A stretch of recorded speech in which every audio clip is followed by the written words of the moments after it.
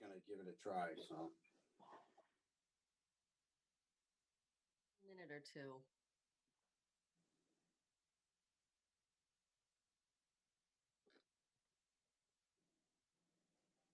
We can always start, because I don't think he was gonna participate in this first one anyway. Okay.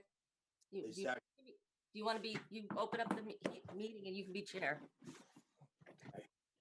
all right, so it's March 24th at 7:00 PM pursuant to Governor Baker's March 12th, 2020 order suspended certain provisions of the open meeting law. And the governor, March 15th order imposing strict limitations on the number of people that may gather in one place. Welcome to the planning board meeting for Wednesday, March 24th, 2021. This meeting is being televised by Chelmsford Telemedia and is being conducted remotely. The first thing do you want to skip the minutes and go to Wildwood, Colleen? Is That's that all right? Henry just signed in too. Okay. Henry, you there? I'm here. Okay, I just got the meeting started and we were gonna go to Wildwood until you got on, but if you want to That's take over. fine. That's fine. You can go to Wildwood. That's fine. Okay, I'm gonna recuse myself, Tim. okay, so both Henry and Glenn are gonna recuse themselves. Okay, so we're going to 36 Wildwood. Glenn Cole requests an extension of the definitive subdivision and vote to accept the Form J private way covenant. Do we have someone here for Wildwood? Brian? Yep, I'm here. Good evening, Mr. Chair, members of the board. For the record, Brian Malisi with Whitman and Bingham.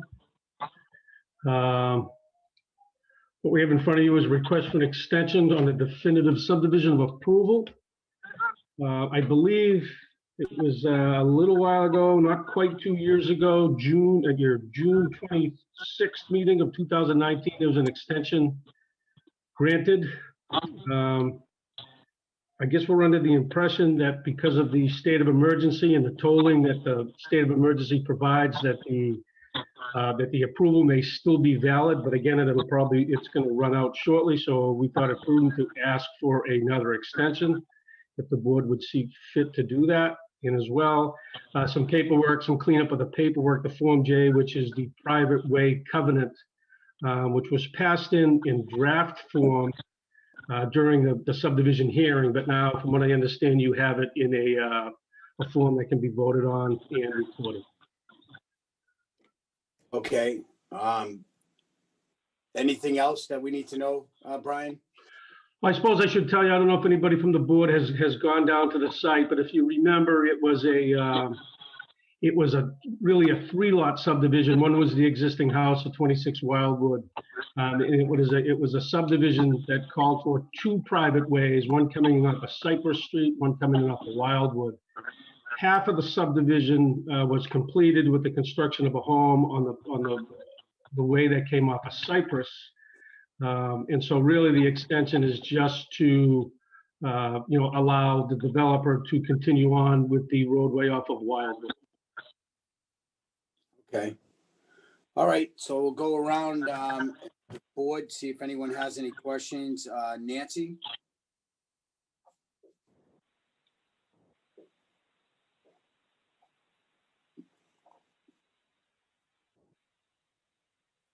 Nancy? About Mike? Which one? You, Mike. I'm okay with it. I don't see any particular issues. Okay, thank you, Mike. The other Mike? I have no issues either. I just want to know, how long is the extension for? I Is mean, there a date? typically you ask for 12 months. The last one I did, I asked for 24 months up on Bartlett Road, and it was granted. So I guess to make it official, I could ask for a 24-month extension. Okay. Okay, Mike, do you have anything else? No, I'm good. Thank you, Tim. Okay, Hank? He's not here. Okay, Donald? Yeah, no comments. No questions. Okay, and is Nancy here? She's here. I am. Okay. Yep, I am. Oh, do you have any comments or questions? I have no issues. COVID's kind of screwed up everybody's schedules. Yeah, and that's how I feel too. So I'm fine with it. Can you hear me? Yes, we can hear you. Thank you, Nancy. If no one else has any questions, do we have a motion? Yeah, so I'll move to grant the extension and accept the Form J. Okay, do we have a second? Second. Mike, second. Okay, all in favor? Do we have to Aye. do a roll call on that? So I'll go roll call. Donald, Aye. Mike, raise back. Uh, Yep, the other Mike. Aye. Okay, the other Mike Aye. and Nancy. Aye. Okay, and I am an aye, so it's unanimous. Thank you, Brian. Okay. Thank you, guys. Have a great night. Thanks. Thanks again. Okay. All right, so next, Henry, you are back. I'm back. I'm working off my cell phone though. I don't even have a schedule in front of me or a Just agenda. for the record, Okay. I'm back in. Okay, so the agenda had started the minutes. I don't know if you want to do that now or you want to go. We can deal with that I after. had, as I say, I don't even have a piece of paper in front of me to read the minutes or read the, No, the that's fine. dates or anything else. Why don't we go to the street acceptances then for the Springtown meeting? That's fine. All right. Is Steve Yowling there? I think he was supposed to come in for this. So this is Christina Papadopoulos, town engineer. I will be Yep. speaking on behalf of the DPW for this one. All right. The floor is yours. Thank you. Good evening. So through the last 4 years, the DPW have slowly been going through the unaccepted public streets in town.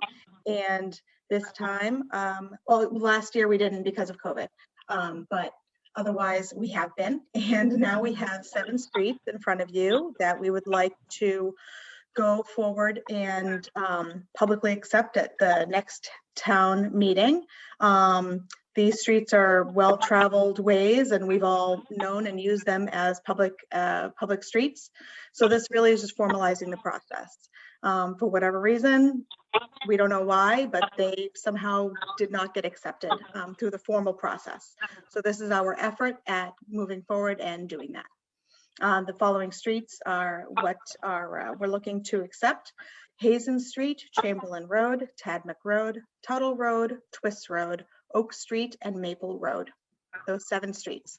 So what we're looking for is the planning board to tell the select board that they don't have any concerns with accepting these streets. And I'm happy to answer any questions. Christina, what about Oak Street? I know that sewer hasn't been brought all the way down that road. Is that gonna, I know we had one of the residents on that road or a business on that road bring it down to them when they sold their property. Is this going to affect us by accepting it down the road further? This won't affect any of that. It's just formalizing, accepting the road, treating it the way we've always treated Oak Street. All right. All right. I'll take and pass it around the board, see if anybody's got an interest. Mike Raisback. I'm fine with it, although I'm curious. Tadmuck Road's been there a long time. Right, Yeah, they've Robin, all thank you been for there a for a long time.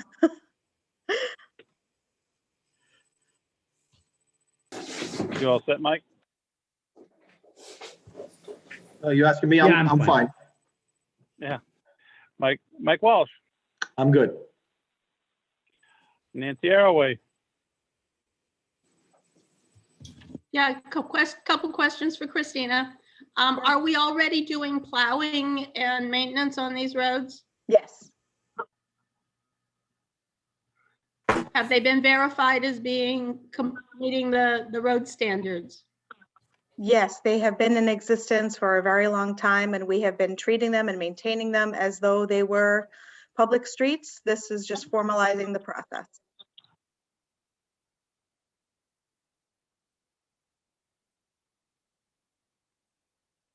You all set, Nancy? Christina, could you please repeat that? I'm blinking in and out tonight. Okay, what's the question? You want me to repeat the answer?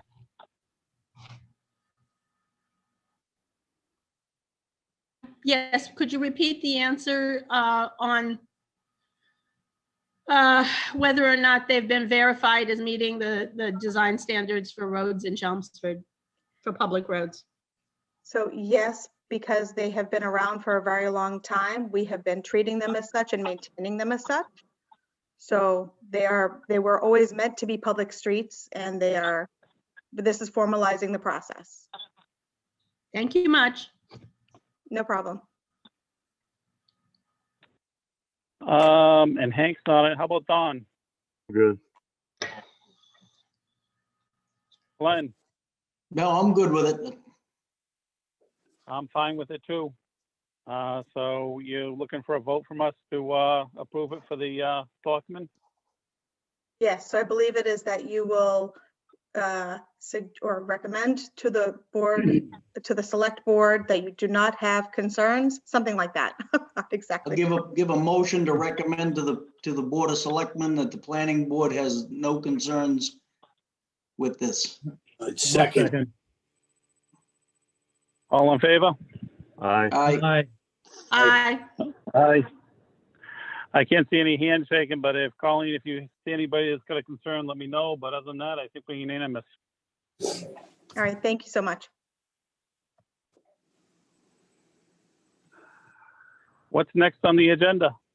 I can tell you, it's 61 Dunstable to review and sign the decision. Evan? Okay.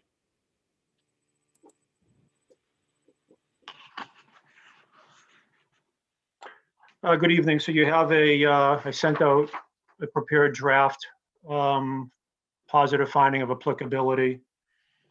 Fairly straightforward. As the board knows, this decision would set the applicant up to proceed with full engineering, design, resubmission to the planning board for a public hearing, about a notification. Two items that just want to point out to the board. One is a correction on the motion. It says special permit. This is a by right project. The COID is written 4 units or more triggers a special permit. It does not trigger inclusionary because that's also triggered with 4 units or more. This decision does note the applicant's primary interest and desire to construct a 2-family. But that particular issue will be fully vetted as part of the full public hearing process. So as I mentioned, pretty straightforward for an applicability. Okay. I'll run around the board, see if anybody's got any questions. Glenn? No questions for me. Mike Walsh? No questions. Mike Raisback? Nothing here. Tim? I have no questions. Don? No questions. Nancy Arroway? I do have a question.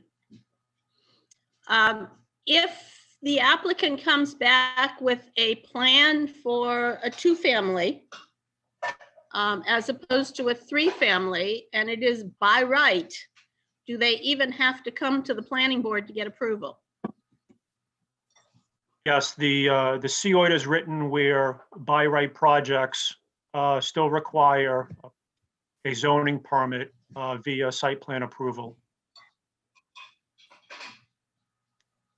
Okay.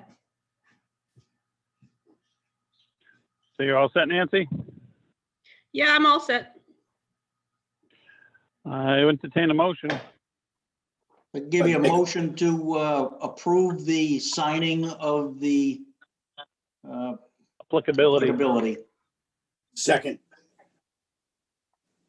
All in favor? Aye. Aye. Aye. Any opposed? Unanimous. And now we're at All the right. Springtown meeting articles.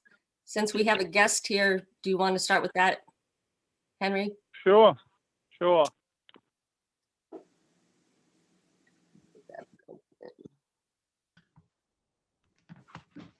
Am I the guest? Hey, Joe, yeah. My name is Joe Tierney. I'm at 3 Grant Street in North Chelmsford, and I'm also the chair of the Vinyl Square Committee, so I'm not too sure if you want me to speak now or if I'm the guest or is somebody else speaking. There's actually somebody else. Sorry. Okay, that's fine. Sorry about that. I'll wait my turn. Like you too. So I'm assuming that the Shelseys are the guests, is that? Yes. Okay. Yep. Okay, so, yeah, sure. My name is Dominic Shelsey. I'm one of the principals of Wellman Farm. We are an adult use cultivator. We have licenses in Lowell and a second cultivation, outdoor cultivation in Coleraine, which is in Western Massachusetts. The company is comprised of 3 individuals, myself, my brother Joseph, and my sister-in-law Julianne. It's a family-owned business. We have been in operation or in licensure, I should say, for a little over 2 years. We are in the final stages of building out our facility in Lowell and our facility in Coleraine. We expect to be operational next month. And so that's just by a little way of background about who we are. And we grew up in the area, Dracut and Lowell. So we're very familiar with the area and have a lot of local ties. We approached the town probably now about 1.5 years ago originally, making inquiry about whether there would be any interest in us locating a facility in Chelmsford. And because of zoning, there was some interest, but not really the ability to move forward. And so I think that in part, it is not because of us, but that, you know, we have been one of the parties that has been asking the town to take a closer look at the zoning. And so, you know, what my understanding is of the zoning change is that it is to allow, primarily to allow outdoor cultivation in the town. You know, generally speaking, there are 2 forms of cultivation. There's indoor cultivation. It is a pretty resource intensive type of process. It involves extensive use of electricity and resources in general, because you're creating an artificial environment to grow the plants. The second option is outdoor cultivation, which is farming. And so you're relying on natural resources primarily to do your cultivating, much like any other farmer has done in town for generations and generations. The process of cultivating marijuana is a little bit different in the sense that it's a highly regulated industry. And so when you are doing that, you're dealing both with the municipality and with the state pretty intensively in terms of regulations, both in terms of how you're cultivating the product, how you're testing it, how you're dealing with security issues. So,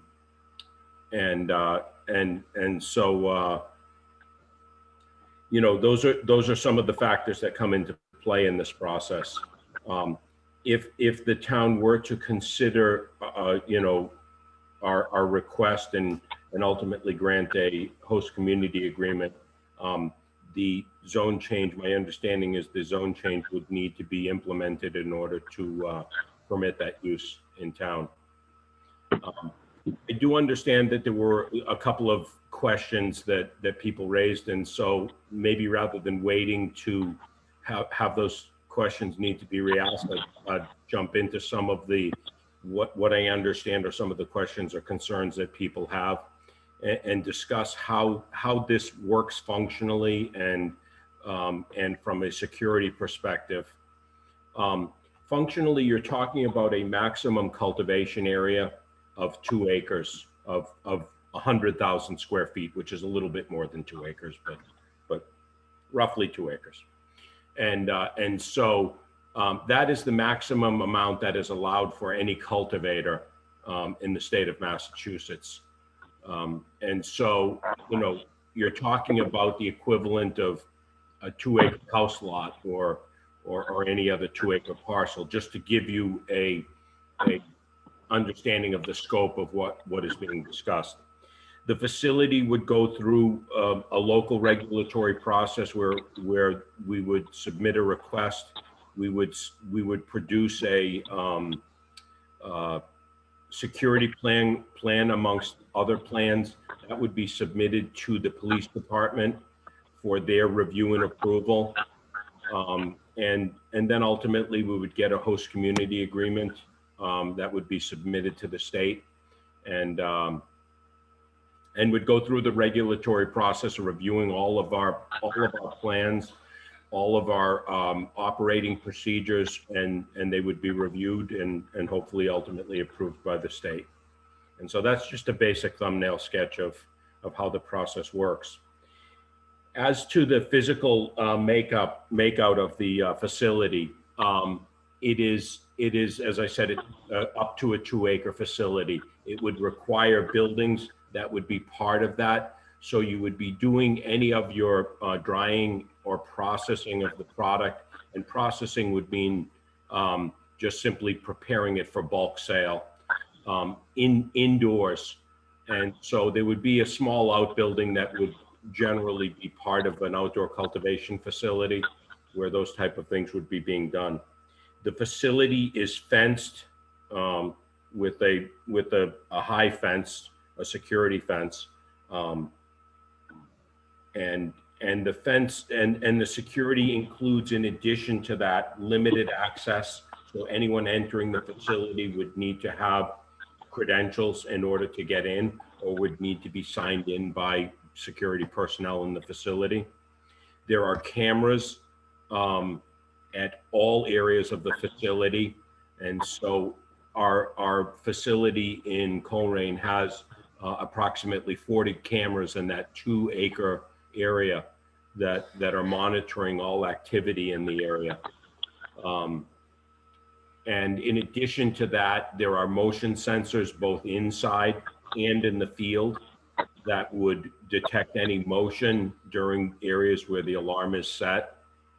And lastly, there is a perimeter alarm that would sense any intrusion, someone trying to scale the fence or go underneath the fence.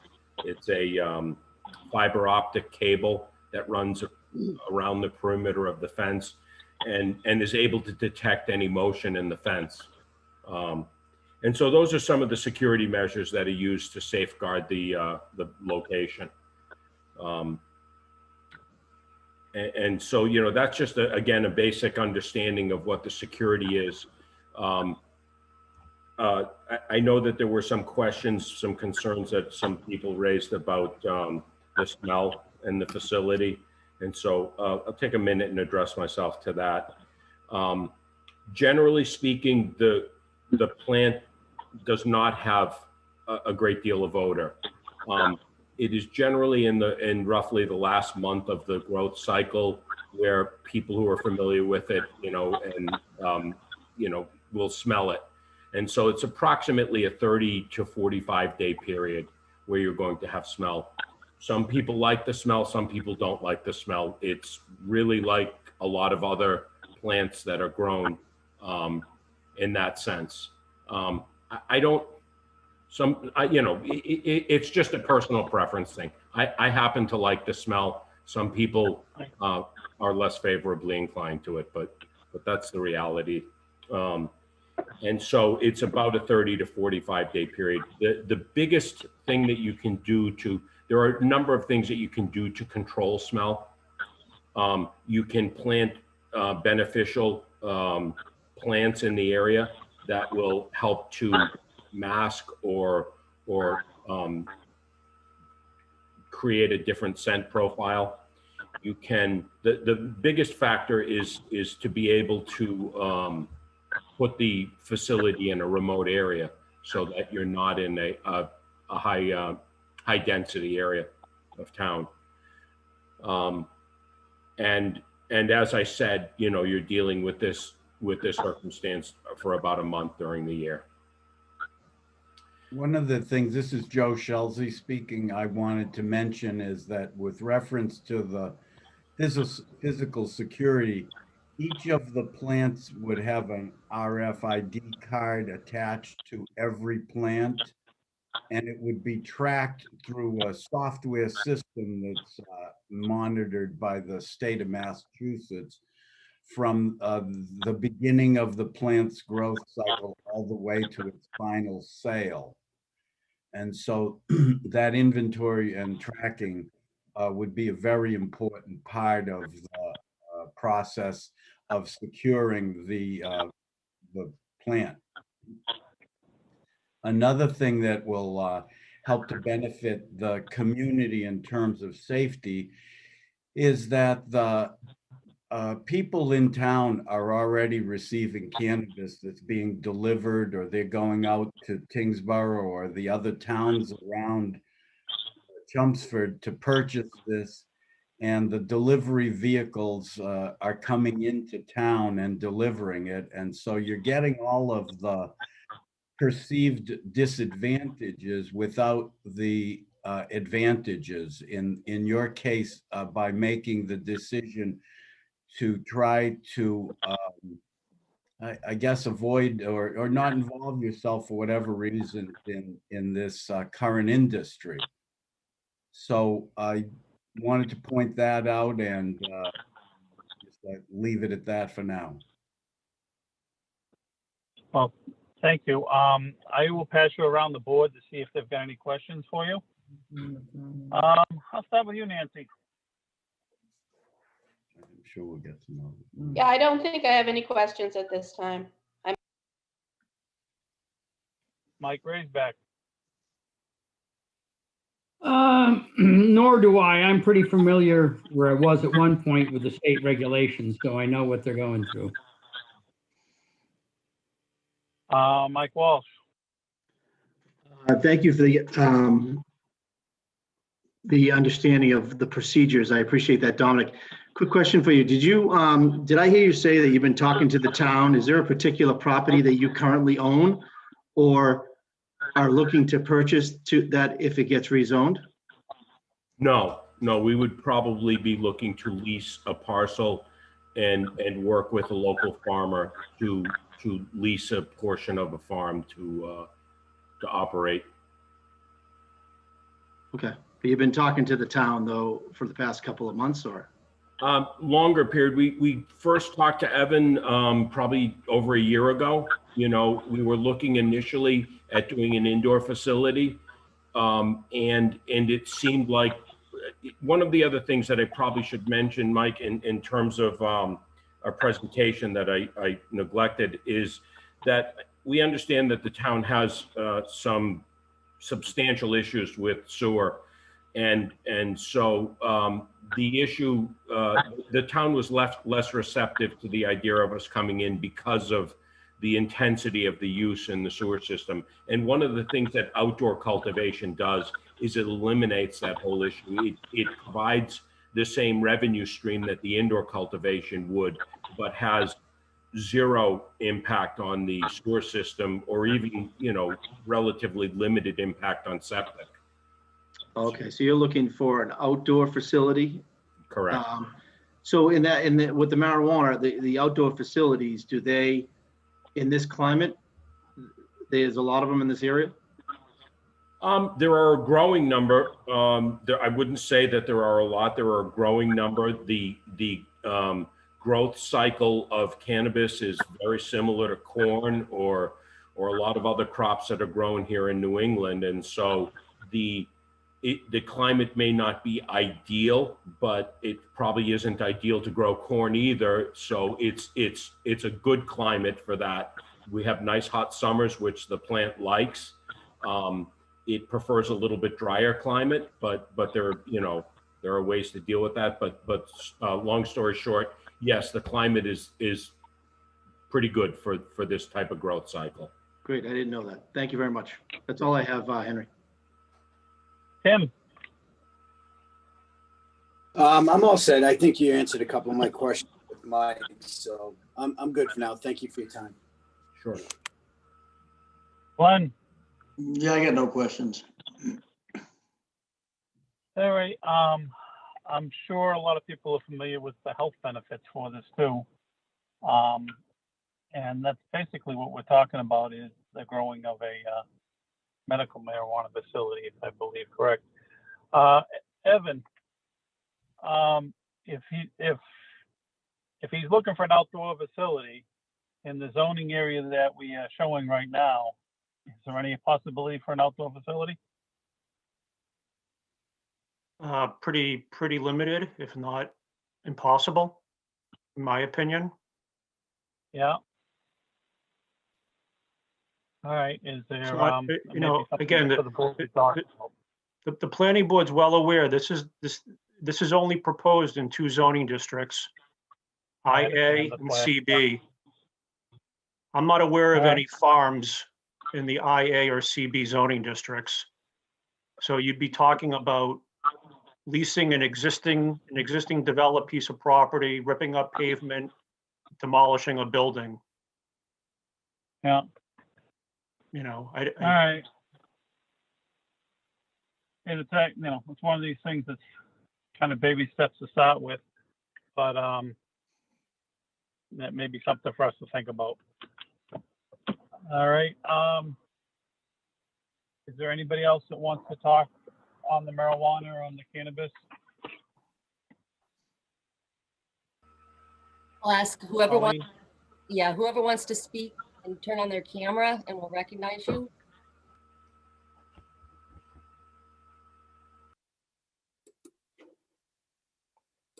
Looks like Anita wants to talk. I Anita, do, but can you hear me? I'm driving though. go ahead. That's my only issue. My only recommendation on this is to be smart about the zoning and what you're trying to do for the town. Because IA is a few small parts in town, as you mentioned.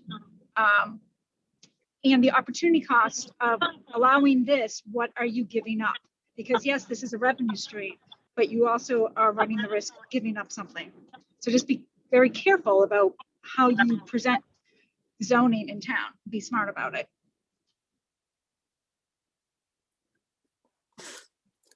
All right. Is there anybody Do else? you have a recommendation? I don't see anybody else, Henry. Joe Tierney was, Joe, who from Vinyl Square was on, he's sitting on there. I don't know why he hasn't jumped on. Yeah, hi, I'm here. I don't know if can you see me and hear me okay now? This Joe. Okay, the main reason why I've been on this, and I appreciate all the hard work you folks do on this, is because we have voted on both these articles as a committee for Vinyl Square, and you folks heard us out and honored our wishes to make sure that we are treated the same way as Center Village. And I just need to, I'm just been on these meetings ever since, just to make sure that we are categorized the same way as Center Village. And that's all I want to make sure, whether it be the marijuana or the other article as well. So that's my main purpose for being here. All right. Thank you very much. All right. Well, I would like to thank the speakers that came in and talked on this. It's been very enlightening. And we could probably take a Evan, do we need to take a vote for it to approve this, to send it off somewhere, or we've already done that kind of for the selectmen? I'm just trying to think, when do we have to stop our open meetings? So my suggestion is, just to make sure we're all on the same page, because as Joe Tierney indicated, that's an unresolved issue. The board has talked about it a couple times, but the current warrant as published does not treat center and vinyl the same. As I mentioned in my email, FinCom opened their consideration last week. They asked some questions. So this PowerPoint that's in front of you has been updated. So I think it may be worthwhile to go through it because tomorrow evening, the Finance Committee is scheduled to do a second reading, and they very likely will make their recommendation, and they're looking for the planning board to close their hearing and for the board to make its recommendation. All right. All right, so we'll start with Article 37. The Finance Committee was seeking clarification. So the third bullet here provides that clarification. Essentially, we're increasing the parking ratio to 80% of requirement from the 50% requirement. So this one seems fairly straightforward. Why don't we take a vote on each article? That sounds great. All right, Glenn. I think I'm fine with this article, the way that it's written.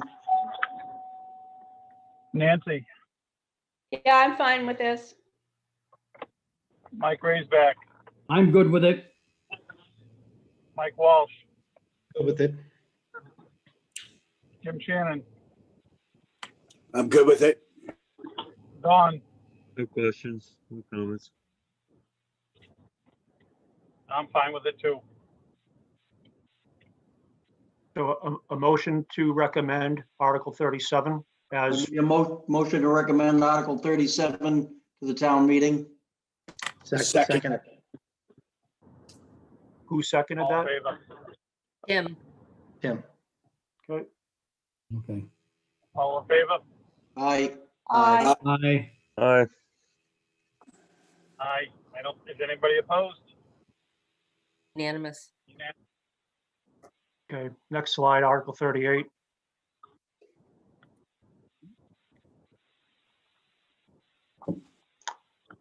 So I'm not going to go through all of this. The updates that, so Finance Committee was asking questions about, how does primarily a principal use fulfillment center compare to a UPS facility or warehouse distribution.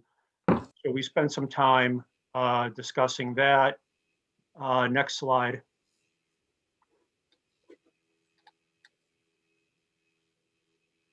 They didn't have any comments on this. Next slide.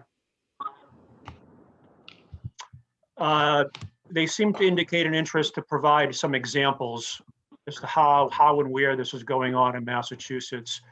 So during the planning board public hearing and FinCom, I alluded to some of these, but here's the excerpts directly from news media. First one is Amazon.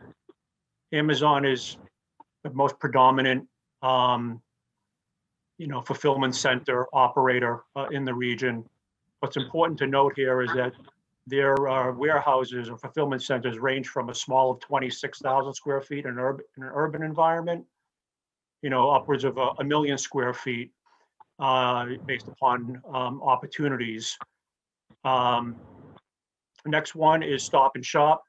I had mentioned again, we have a Stop and Shop in Chelmsford, down in Brockton.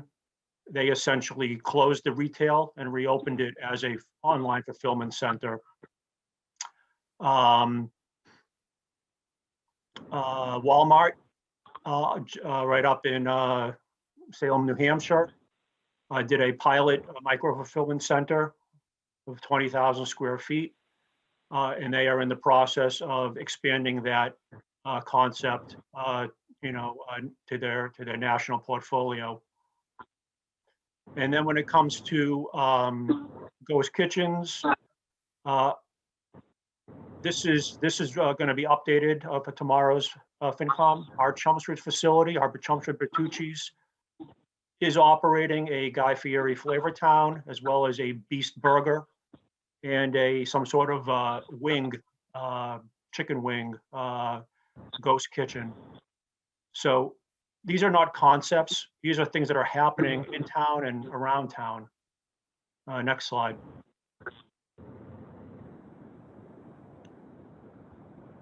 Colleen, next slide, please. Oh, I'm sorry. So this is the piece we need to focus on tonight.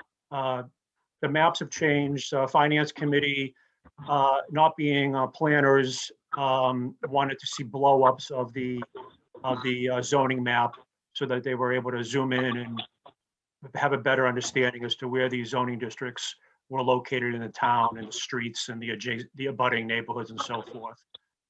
Under the fulfillment center on the right side, I've highlighted the CD, the CD district. So currently as, so what this reflects is the planning board's last discussion. However, as drafted in the warrant, that N that is highlighted is actually a PB special permit planning board. I've penciled in what I think the planning board has discussed at previous public hearings. I think tonight we just need to button this issue up, and then the board, as part of their recommendation, is going to have to make a motion to amend to delete the PB as printed and drafted in the warrant to an N, prohibited. Again, this speaks directly to Joe Tierney and the Vinyl Square Committee desire for the CD zoning district and Vinyl Square and the gateways leading into Vinyl Square to be treated the same as Center Village. So I don't know, Mr. Chairman, if you want to go around the board and one more time and just make sure we're all on the same page. Sure. All right, we'll start with Nancy Arroway. Yeah, when we say the gateways into Vinyl Square to be treated the same as Center Village,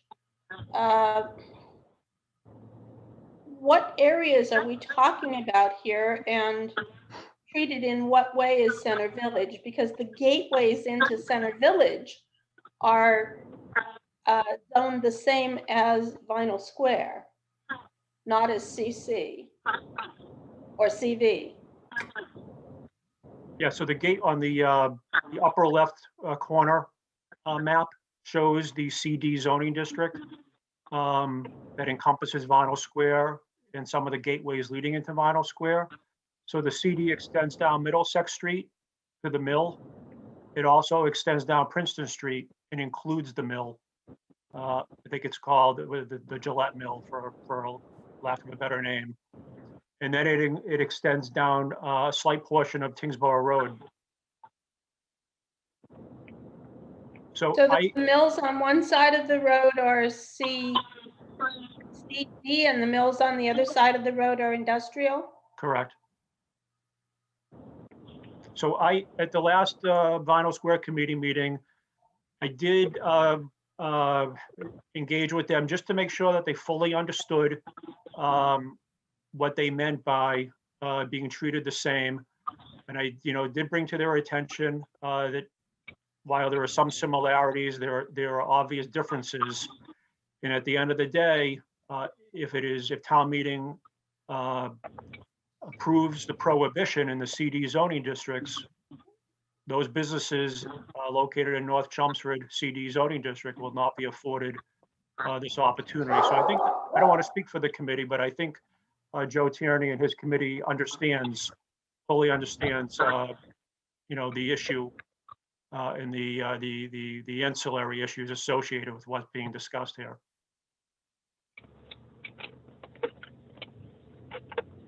The other item that I'll just say while the board is considering this, at the last meeting, Nancy suggested that the Chelmsford Street CD zoning district, whether we could allow it there and prohibit it in Vinyl Square. I did circle with counsel on that. He said that a footnote would be a legal option to accommodate that, treating one CD zoning district differently than another.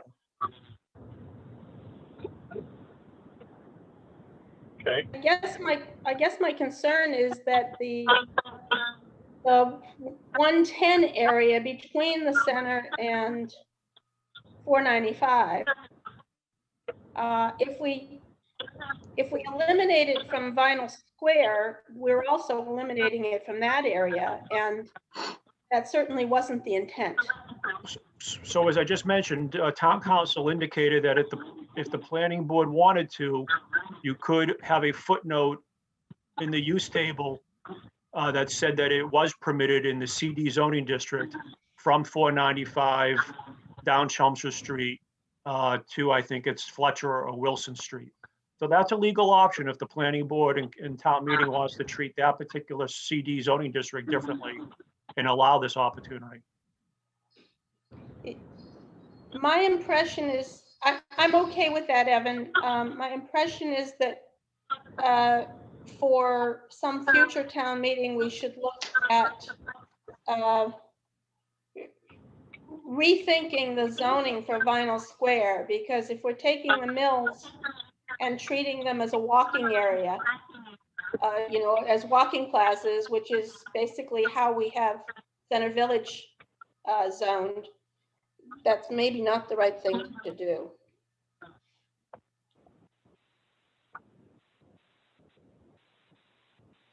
Anything else, Nancy? No, that's enough of my ramblings.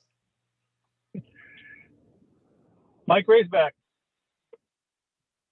I have nothing particular to add at this point. Mike Walsh. So just being the liaison member of the Vinyl Square Board, I missed the last meeting, but prior to that, when they came to the planning board, the last time they had the open public meeting, it was unanimous by the committee that they wanted to be treated like Center Village, like Evan mentioned. So thank you, Evan, for making this change to meet them like Center Village. I think that's a change that we should make. I'm okay with the footnote if you want the 110 area down by the ball fields to have accessories of this nature. I'm okay with putting that footnote, but people should think, everyone in the committee should think about what type of businesses are going in here and in the areas that they're going to go in. But I think we should make the change for the Vinyl Square area. Thank you. All right, Tim Shannon. I agree with everyone else. Pretty much. It is kind of confusing though, with the mills on the right would be treated different than the mills on the left. But I do agree also with the footnote, and that's all I got. Glenn Cole. I agree with Mike Walsh's thoughts on this 100%. I got nothing else to add. All right, and Don. No concerns. All right. So before we move on, it's not clear whether the majority of the board wants to include the footnote or not. I still haven't talked yet. Oh, sorry. It's just my thoughts on it is, I understand the footnote and everything else. If you're talking about changing zoning in the future, the last couple of times that we've tried changing zoning has really been rough in town meeting. The Center Village, both of the villages going to have to get together on it, or it just doesn't work. Because you just get everybody getting concerned about so many different things. It'll turn into another Route 40. I think the footnote is probably the only way we can really handle it right now. But I will go around and I will ask if everybody's all set with the footnote, if that's what you're looking for, Evan, right? Yes, please. All right, Glenn, are you good with the footnote? Good with the footnote. Nancy, I'm good with it. Mike Walsh, I'm good with it. Don, Yes, go with the footnote. Tim, I'm good with it. I'm good with it, and I don't think I forgot anybody. All right, next slide, please, Colleen. So this slide is new. This is primarily as a result of questions, comments from the Finance Committee. So just bear with me as I can go through this. I think it's important for the board to hear it, rehear it, and for the public to be aware of it. So within the context of e-commerce and what we're considering here for zoning, I think there are some other considerations that need to be kept in mind. First one is, as the planning board knows, any project over 20,000 square foot that's not residential triggers a major business complex special permit. So even though the use table shows, in the IA in particular, shows these uses as being by right, the fulfillment center is definitely going to trigger the major business complex special permit. So what that speaks to is some planning board members have expressed concerns about potential impacts in proximity to existing neighborhoods, residential neighborhoods and residential uses. This would give the planning board the discretionary ability to mitigate as they see fit. Next bullet point here is that the proposed use table is consistent with the existing uses in zoning districts. By that, what I mean is that the dark stores, ghost kitchens, and fulfillment centers are directly correlate to existing retail uses, warehouse uses, fast food uses, and restaurant uses.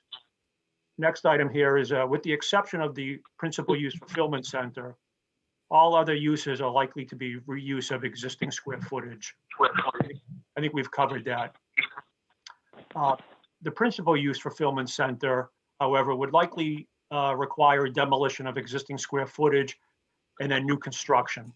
So Finance Committee, I think, was trying to figure out, they were specifically referencing the former Mercury Computer campus on River Neck Road, 199-201. That's a 2 buildings, office building, a total of 160,000 gross square feet. I think they were trying to gauge what's the level of protection and what could happen as far as a full-scale fulfillment center.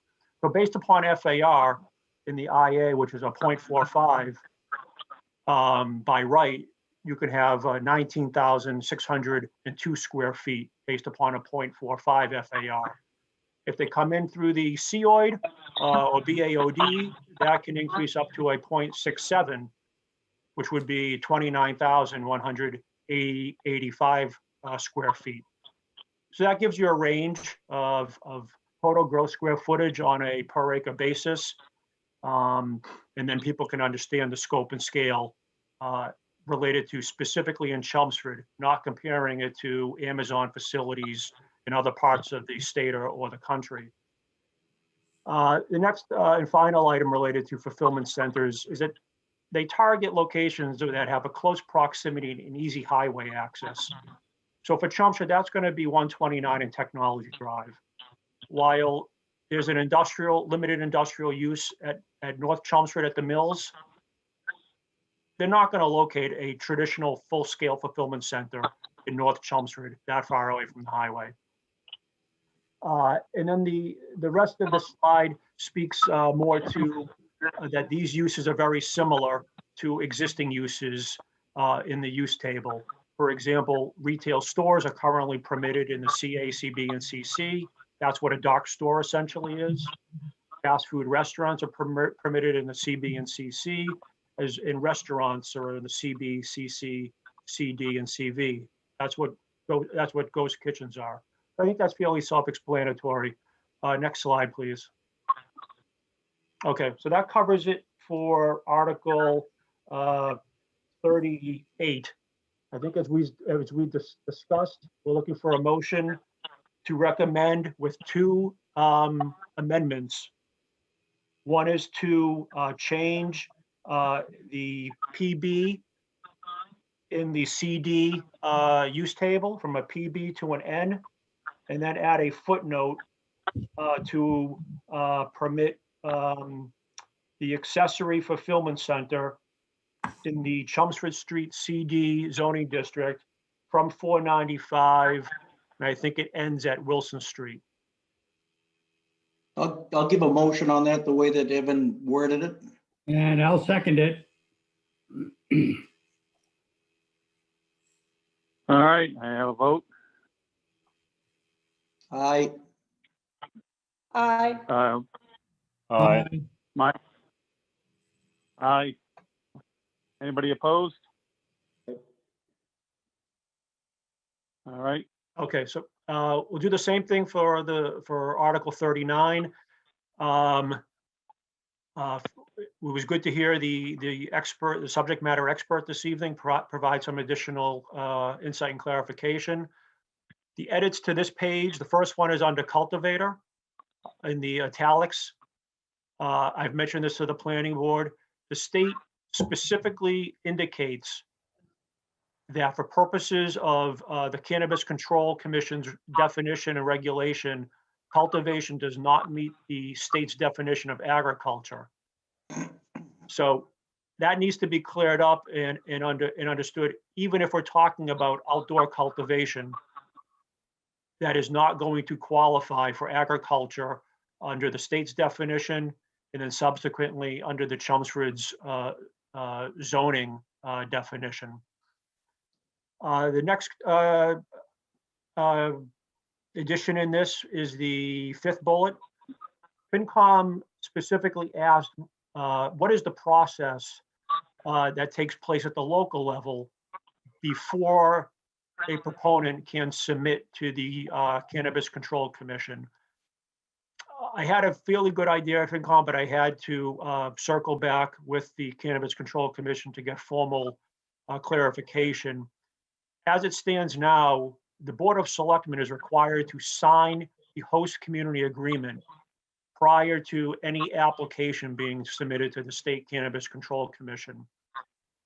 I then asked the representative, can the local process also require the zoning permit to be applied for and obtained? The response from Cannabis Control was that the Board of Selectmen would determine the thresholds in order for them to negotiate and sign off on a community host agreement. So that clarifies an additional question posed by FinCom. Next slide, please. There was some discussion as to what is the scope and scale of these activities in and around Chelmsford. So I've pulled a list of approved and pending licenses directly from the Cannabis Control Commission's website for Greater Lowell. These do not include medical dispensaries or adult use dispensaries. This list only includes those facilities that are doing these accessory uses. I should say that some of these that are listed here are already providing accessory supportive uses to licensed dispensaries. So this gives you, Dracut, Lowell, and most recently Tingsboro. Next slide, please. Okay, this reflects the proposal for the use table as well as the zoning districts. This has been consistent. It is proposed to be allowed in the CB zoning district by special permit from the planning board, as well as IA limited industrial special permit from the planning board. next slide. I think that is maybe the last one. Next slide. Okay, that is the last slide for Article 39. My final comment is, and I had sent you an email that included this. There appears to be some interest, or there may be some interest, either at FinCom or town meeting, to pursue an amendment to prohibit outdoor cultivation. That did not come up during your public hearing this evening.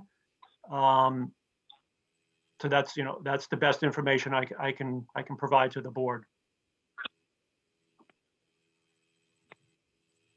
All right. All right, I will run it around and see how we vote on this. Glenn, I'm fine with it the way it's written, and I agree with Evan with the outdoor. I don't think there's any properties that I can think of that it would fall into place where it's zoned, so. yeah. Nancy, I'm okay with the way it's written. I think, does the actual wording of the bylaw include the statement indoor and outdoor? Because if it does, then town meeting floor could take outdoor away from it as the option to. It does. Just for full disclosure and clarification, the warrant, the proposed actual language, defines a marijuana establishment. It references the Cannabis Control Commission's regulations, and because those regulations specifically define cultivation as indoor and/or outdoor, I specifically included that to call it out. So as proposed, it is specifically, it's mirroring the state definition. All right. Council has indicated that it is a local option.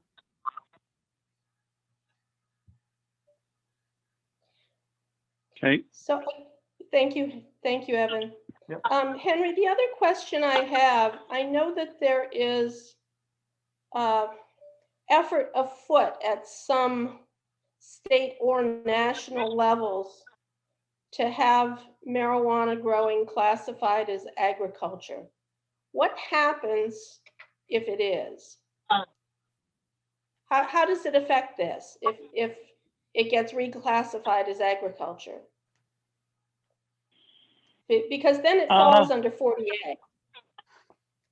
Well, I would say we have a Board of Agriculture that should probably bring it up and make a discussion about it and make a recommendation to the town if that happens. I mean, if it gets reclassified, then parcels over 2 acres, basically, it's out of the town's control because it becomes exempt. Yeah, agriculture is exempt from a lot of town zoning. Yeah.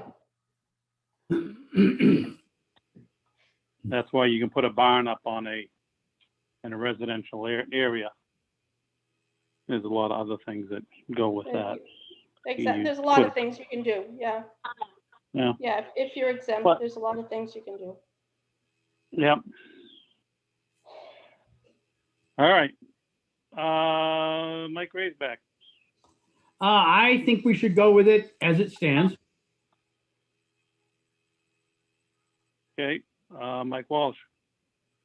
Just got a couple of questions. FinCom last week at the meeting, Evan asked also who from the planning board was recommending this article. Did you give them the names of which members recommended this article? Or did anyone from this board recommend this article? So what I did tell FinCom. Yeah, I'm sorry, because I'm confused. Yeah, what I did tell FinCom is that the planning board at their December 9th meeting had an agenda item to identify potential zoning articles. With Tim Walsh's lead, we identified the Center Village. I initiated the e-commerce. And then I told FinCom I didn't know specifically who on the planning board put it on the table first. And that's how I left it. What I can say is that while I haven't reviewed the December 9th meeting, and I still cannot tell you who specifically, which one planning board member put it on the table, I do recall that a majority of the board conceptually endorsed the idea of moving that concept forward. There was some discussion about including retail, and the majority of the board said we're not including retail. So I think that accurately reflects, maybe there's someone, on the planning board tonight that wants to provide further clarification. I just don't know that this was recommended by the planning board. And I just have another question it was interesting when Dominic said that it would have been nice to bring on an expert that may not benefit from this rezoning to explain. It was very nice for him to explain it, but we had conversations on committees, even in Vinyl Square committee. Was anyone right now talking to the town that would benefit from this rezoning? And the answer from the town was no. Yeah, and that's still an accurate statement. But Dominic said tonight that he's spoken with the town for a while. Yeah, and Dominic also said tonight that he's trying to pursue existing agricultural land to lease it. And if this zone changes. Even if town meeting approves it, you find me an existing farm in the IA or the CB zoning district. Otherwise, Dominic or anybody else who wants to do outdoor is going to have to convince a property owner to lease an existing commercial or industrial property that's improved with a parking lot and a building. Okay. Thank you. That's all I have, Henry. All right, Can Dawn, I bounce in on that? go ahead. Thank you. So I don't know who actually first suggested this, but I do know that the conversation came from discussions at the master plan committee, and myself, Mike, and Evan sit on that committee. So I'm going to assume that as representatives on the master plan committee, we communicated it back as a potential zoning change that was discussed there in terms of a potential zoning change that could bring business in town. And as far as I know, that was the only motives behind it.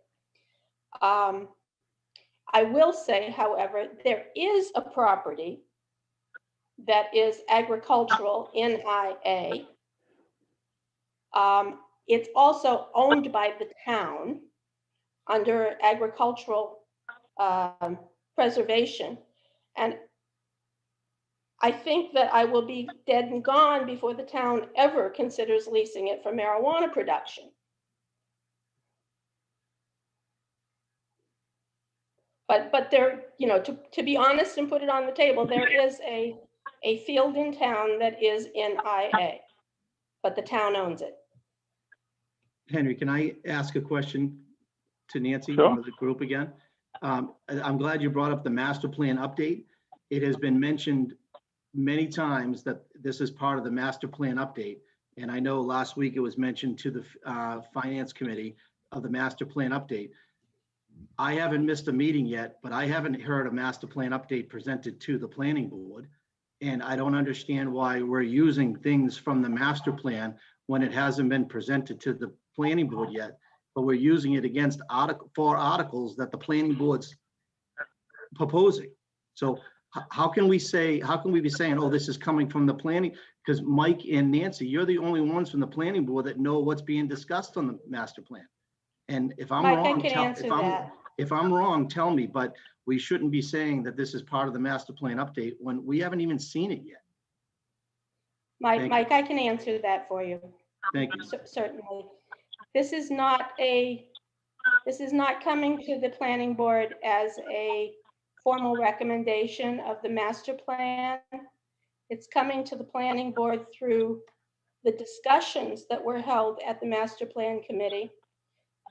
Typically, we would not take action on anything from the master plan planning activities until after the plan comes out. But COVID has created some real challenges to the town in terms of the amount of commercial activity that we currently have in town. And therefore, we did bring forward these suggestions to the planning board to consider in terms of zoning that had been discussed at the master plan committee as potential ways to bring new businesses into town, and with the hope that they will be in place as the economy starts ramping up post-COVID. So this is an abnormal situation, but this is not a formal master plan recommendation that we're following. It is a discussion of ideas on how to use the zoning bylaws to invigorate the business community. But it's coming across in public forums that it's a recommendation from the master plan committee. So if it's Then not we a need to be formal, more careful how we then you how we need to be, present that. and you need to be, and if this goes in front of the town meeting, that should not be, or that needs to be clarified to the town meeting reps, that this is just a suggestion, not formality coming from the master plan committee. I Yeah, think that's a really good point, that we need to be careful how we communicate it. It should also be noted that everything in the master plan, even when it's finalized, is simply a suggestion. Right, but It things has no shouldn't be, teeth. items shouldn't be coming out of the master plan until it's complete. So I don't know what the status is. Do they come to the planning board to give an update, Evan, or do they go directly to the board of Well, select board? No, can I take that for a second? Yeah, Go ahead, Mike. in fact, one of the things I wanted to discuss under new business today or tonight was that the master plan committee has got enough material developed. It certainly hasn't got a completed master plan, but it has chapters, sections that are getting pretty close to finished.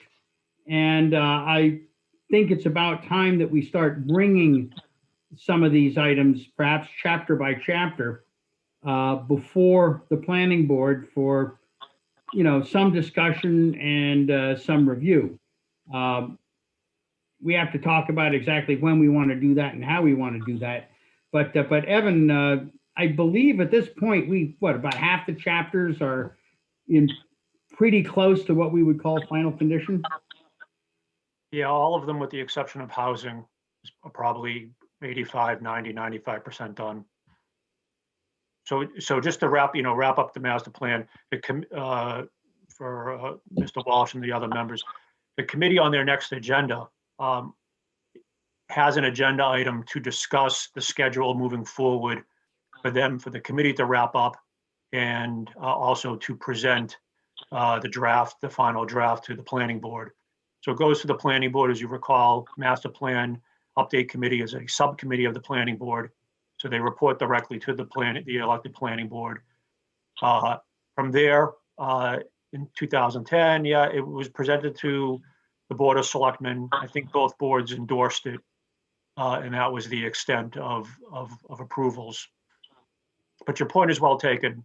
In fact, I think I may have done a similar disservice to e-commerce. In fact, I think there's a bullet on the first slide of the e-commerce presentation. So I will clarify that moving forward as well. Thank you, Evan. All right, are we ready to take and do a vote on this? Have I talked to, Don, did you have any weigh in on this? Oh, no, I'm good. Thanks. And I'm good too. All right. So comes right down to it. Do we want to vote for this to move it forward? I will take and start with Glenn. You want you doing a scroll poll or you want a motion? Motion. And then just vote. I'll give you a motion to approve this to go to town meeting. Article 40. Second. Could I have a second? Yep. I'll second. All right, I'll do a roll call. I think Tim was the second on that. Glenn, Yes. Nancy, Yes. Mike Walsh, No. Mike Raisback, Yes. Tim Shannon, Yes. Don, Yes. and I'm a yes. Did you get that, Evan? Yeah, One six, no. six, 6-1 vote. Yep. Okay. The last one is Article 40. Really no explanation is needed, other than this article would only need to be taken up at town meeting if Article 39 passes. Okay. Does somebody want to read it in so that the public that's listening to us absolutely knows what it is about? Because I don't have anything in Yeah, front so of me. this Article 40 is essentially needed, again, in the event that Article 39 passes, excuse me, which would, Article 39 passed, then the existing prohibition on all marijuana establishments would have been revised. And then this article would be required to recodify the existing and the intended continued prohibition on marijuana retailers. Okay. Any discussion on this? Anybody want to chime in? Well, I'll give a motion that we accept as is. Do I have a second? I'll second it. All in favor? Aye. Aye. Aye. Aye. Aye. Any opposed? I'm going to oppose it. Okay. You get that? Who's opposing? Evan? Glenn, Yes, thank you. So the only other motion is just to close the public hearing. Give you a motion to close the public hearing. Second. All in favor? Aye. Aye. Aye. Well, thank you. I like I said, I encourage all board members to participate in tomorrow night's FinCom meeting. At the last meeting, Mike and Nan joined. I think FinCom generally appreciates hearing and seeing directly from planning board members. So please feel free to join in tomorrow evening. Thank you. Thank you. All right.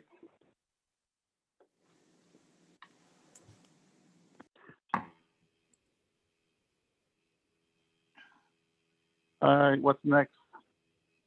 248 Princeton Street, Glenview redevelopment. I'll just quickly set the stage. The public hearing is still open. At the last meeting, the board did a straw poll, essentially tasked me with drafting a decision that was emailed out. It's in front of you. Since your last meeting, a couple of things have transpired. At your last meeting, I believe David Hedison's, the executive director of the Chelmsford Housing Authority's letter was acknowledged. At tonight's meeting, the Housing Advisory Board's letter has been submitted. They met this past last Tuesday, I believe. The other item which is noted, it's highlighted in the decision, is that since your last planning board meeting, the Fire Prevention Office has identified a deficiency. They've reached back out to the proponent and the proponent has agreed to revise the fire truck turnaround layout.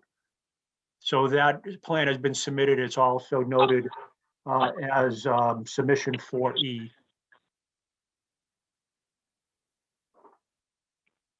Okay, Couple other items.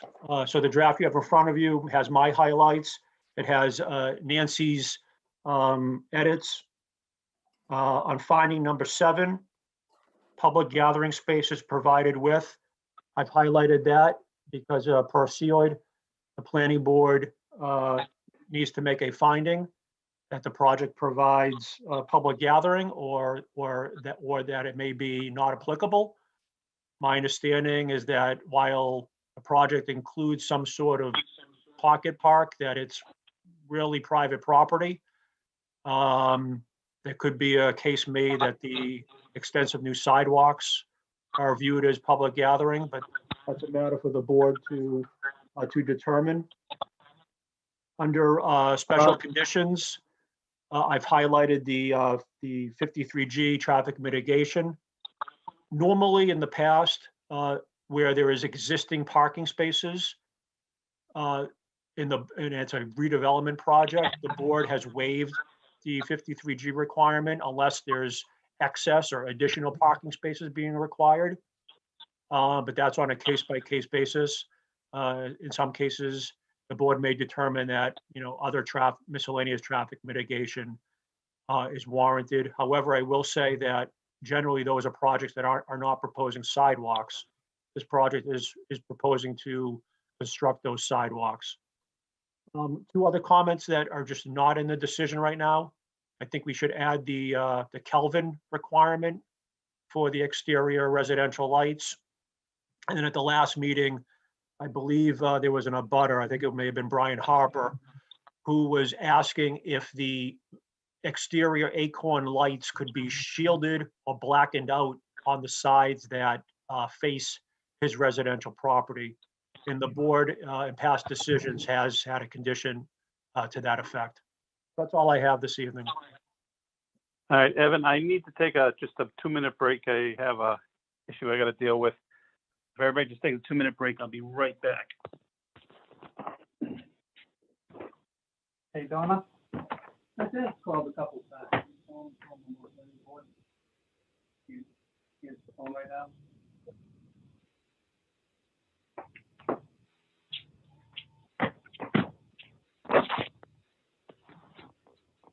Sorry about that. I'm getting blasted phone calls from a family member. I know what's going on. I just had to send a message off. All right. So we've got the, there was a couple of things we wanted to go over too. I believe we're still open to the public, if I remember correctly, Evan? Yes. Yes. Yes. Everybody, I don't know if everybody's there. I had to take in. Evan was nodding his head. Yeah, he can't see me though. I can't see you. All right, so I have to run around the board, see how they feel about the 40,000, which is what the Housing Advisory Committee has suggested. I will start with Nancy. If the Housing Advisory Committee is okay with it, I'm okay with it. Mike Raisback. I agree that if they're okay with it, I'm okay with it, but I do think that in the longer term, and I'm talking beyond this project, we probably have to have a discussion, a more detailed discussion about how we're going to determine these things in the future. But for right now, I'm good with it as it stands. Mike Walsh. I'm good with it. Thank you. Tim Shannon. I'm good with it. Don. Yeah, I have no issues with the pilot amount, but I do agree with Mike.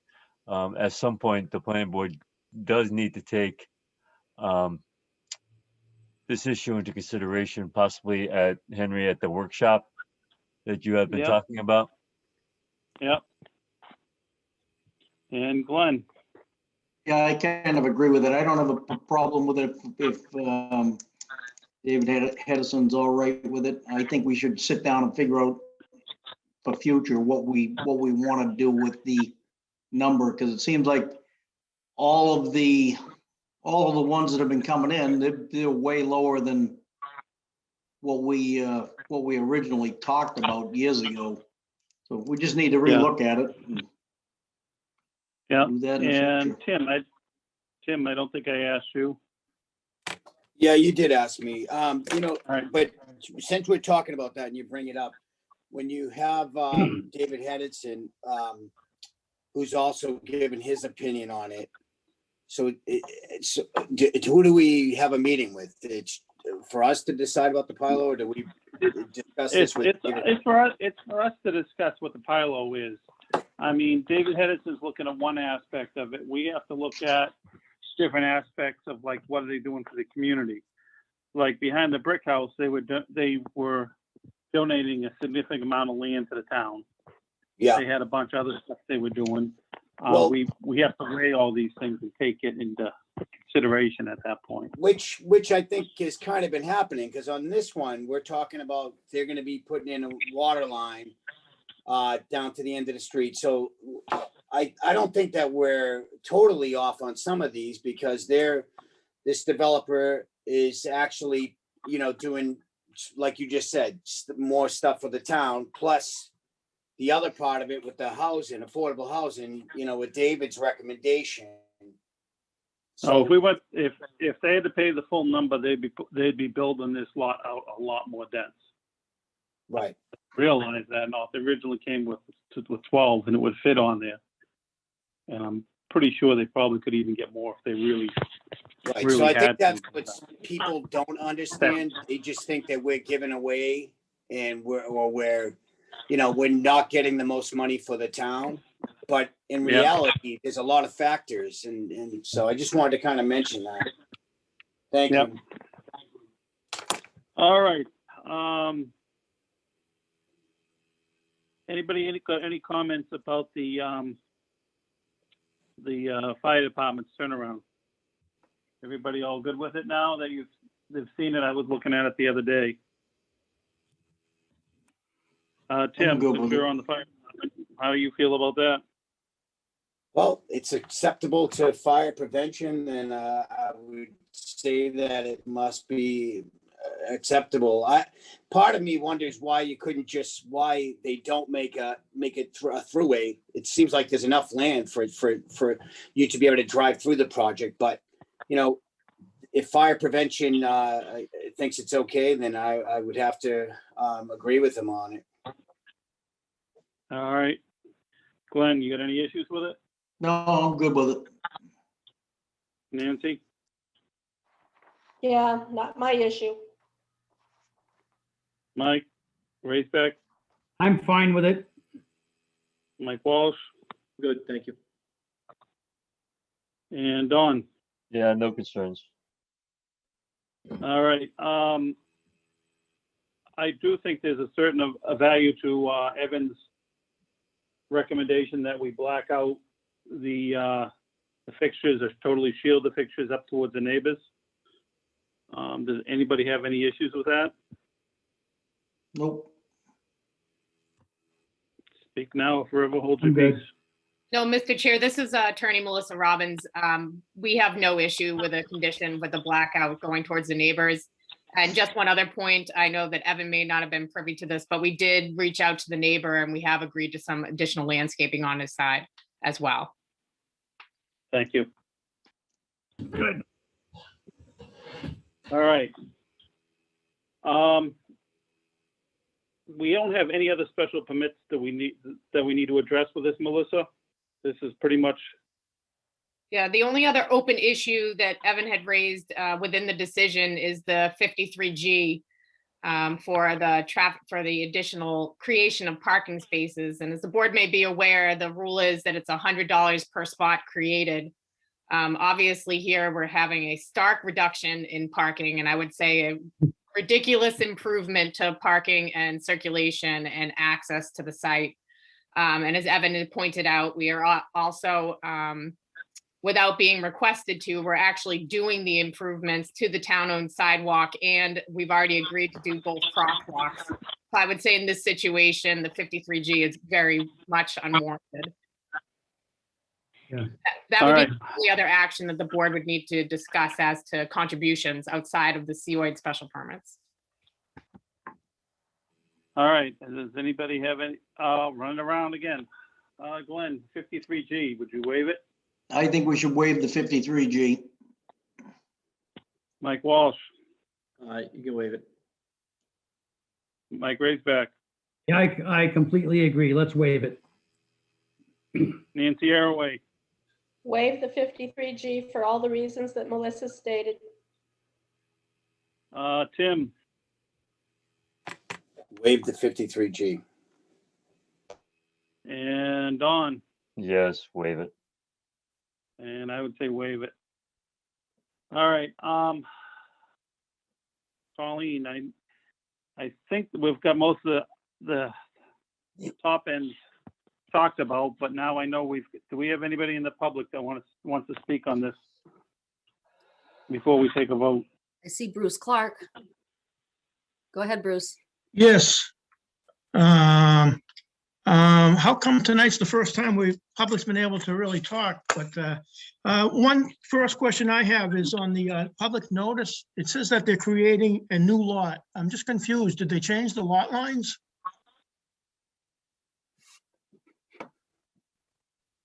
Evan?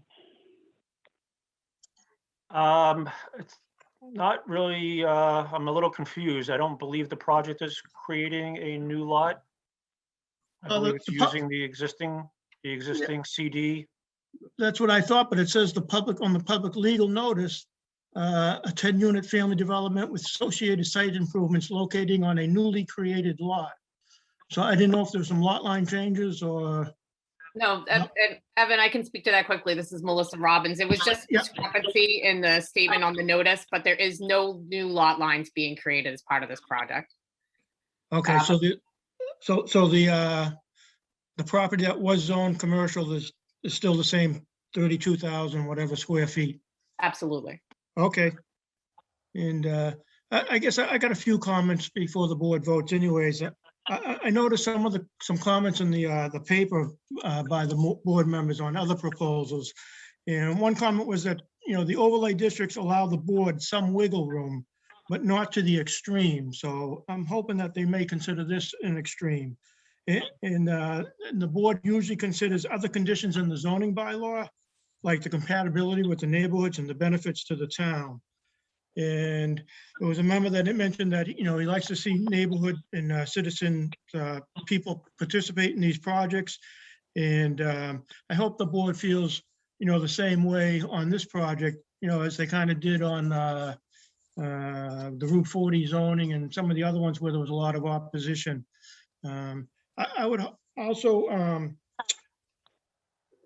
probably like to see, I guess it's maybe too late, but I would have liked to have seen the board reconsider their original decision on the applicability of the site. It seems to me there was a bunch of concerns back then.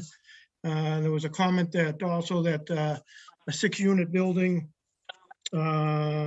is not a good idea. So I would think that my final suggestion would be that, the board consider not approving the 6-unit building with the 12 bedrooms and consider possibly approving 2 buildings with 3-bedroom duplexes for the 12 bedrooms. So eliminating 2 units, but keeping the same amount of bedrooms. Thank you. Okay, is there anybody else from the public? I don't see anybody. Nope, nobody's popping up. You want a motion to close the public hearing? I would love a motion. Go for it. I'll give you the motion to close the public hearing. I'll second. All in favor? Aye. Aye. Aye. Any opposed? Hearing none, it's unanimous. I give you a motion to approve the project as presented. Just to clarify what we're voting on. So the first motion is the COID permit. And the conditions that I have are compliance with the fire prevention letter, compliance with engineering letter, blackout lights facing residential neighbors. Does the board want to include the Kelvin? What do we do, 4,000? Yeah, I would put 4,000 K. 4,000 Kelvin, what we've been asking Okay. everybody to do. The PILO, and when do we want the PILO paid?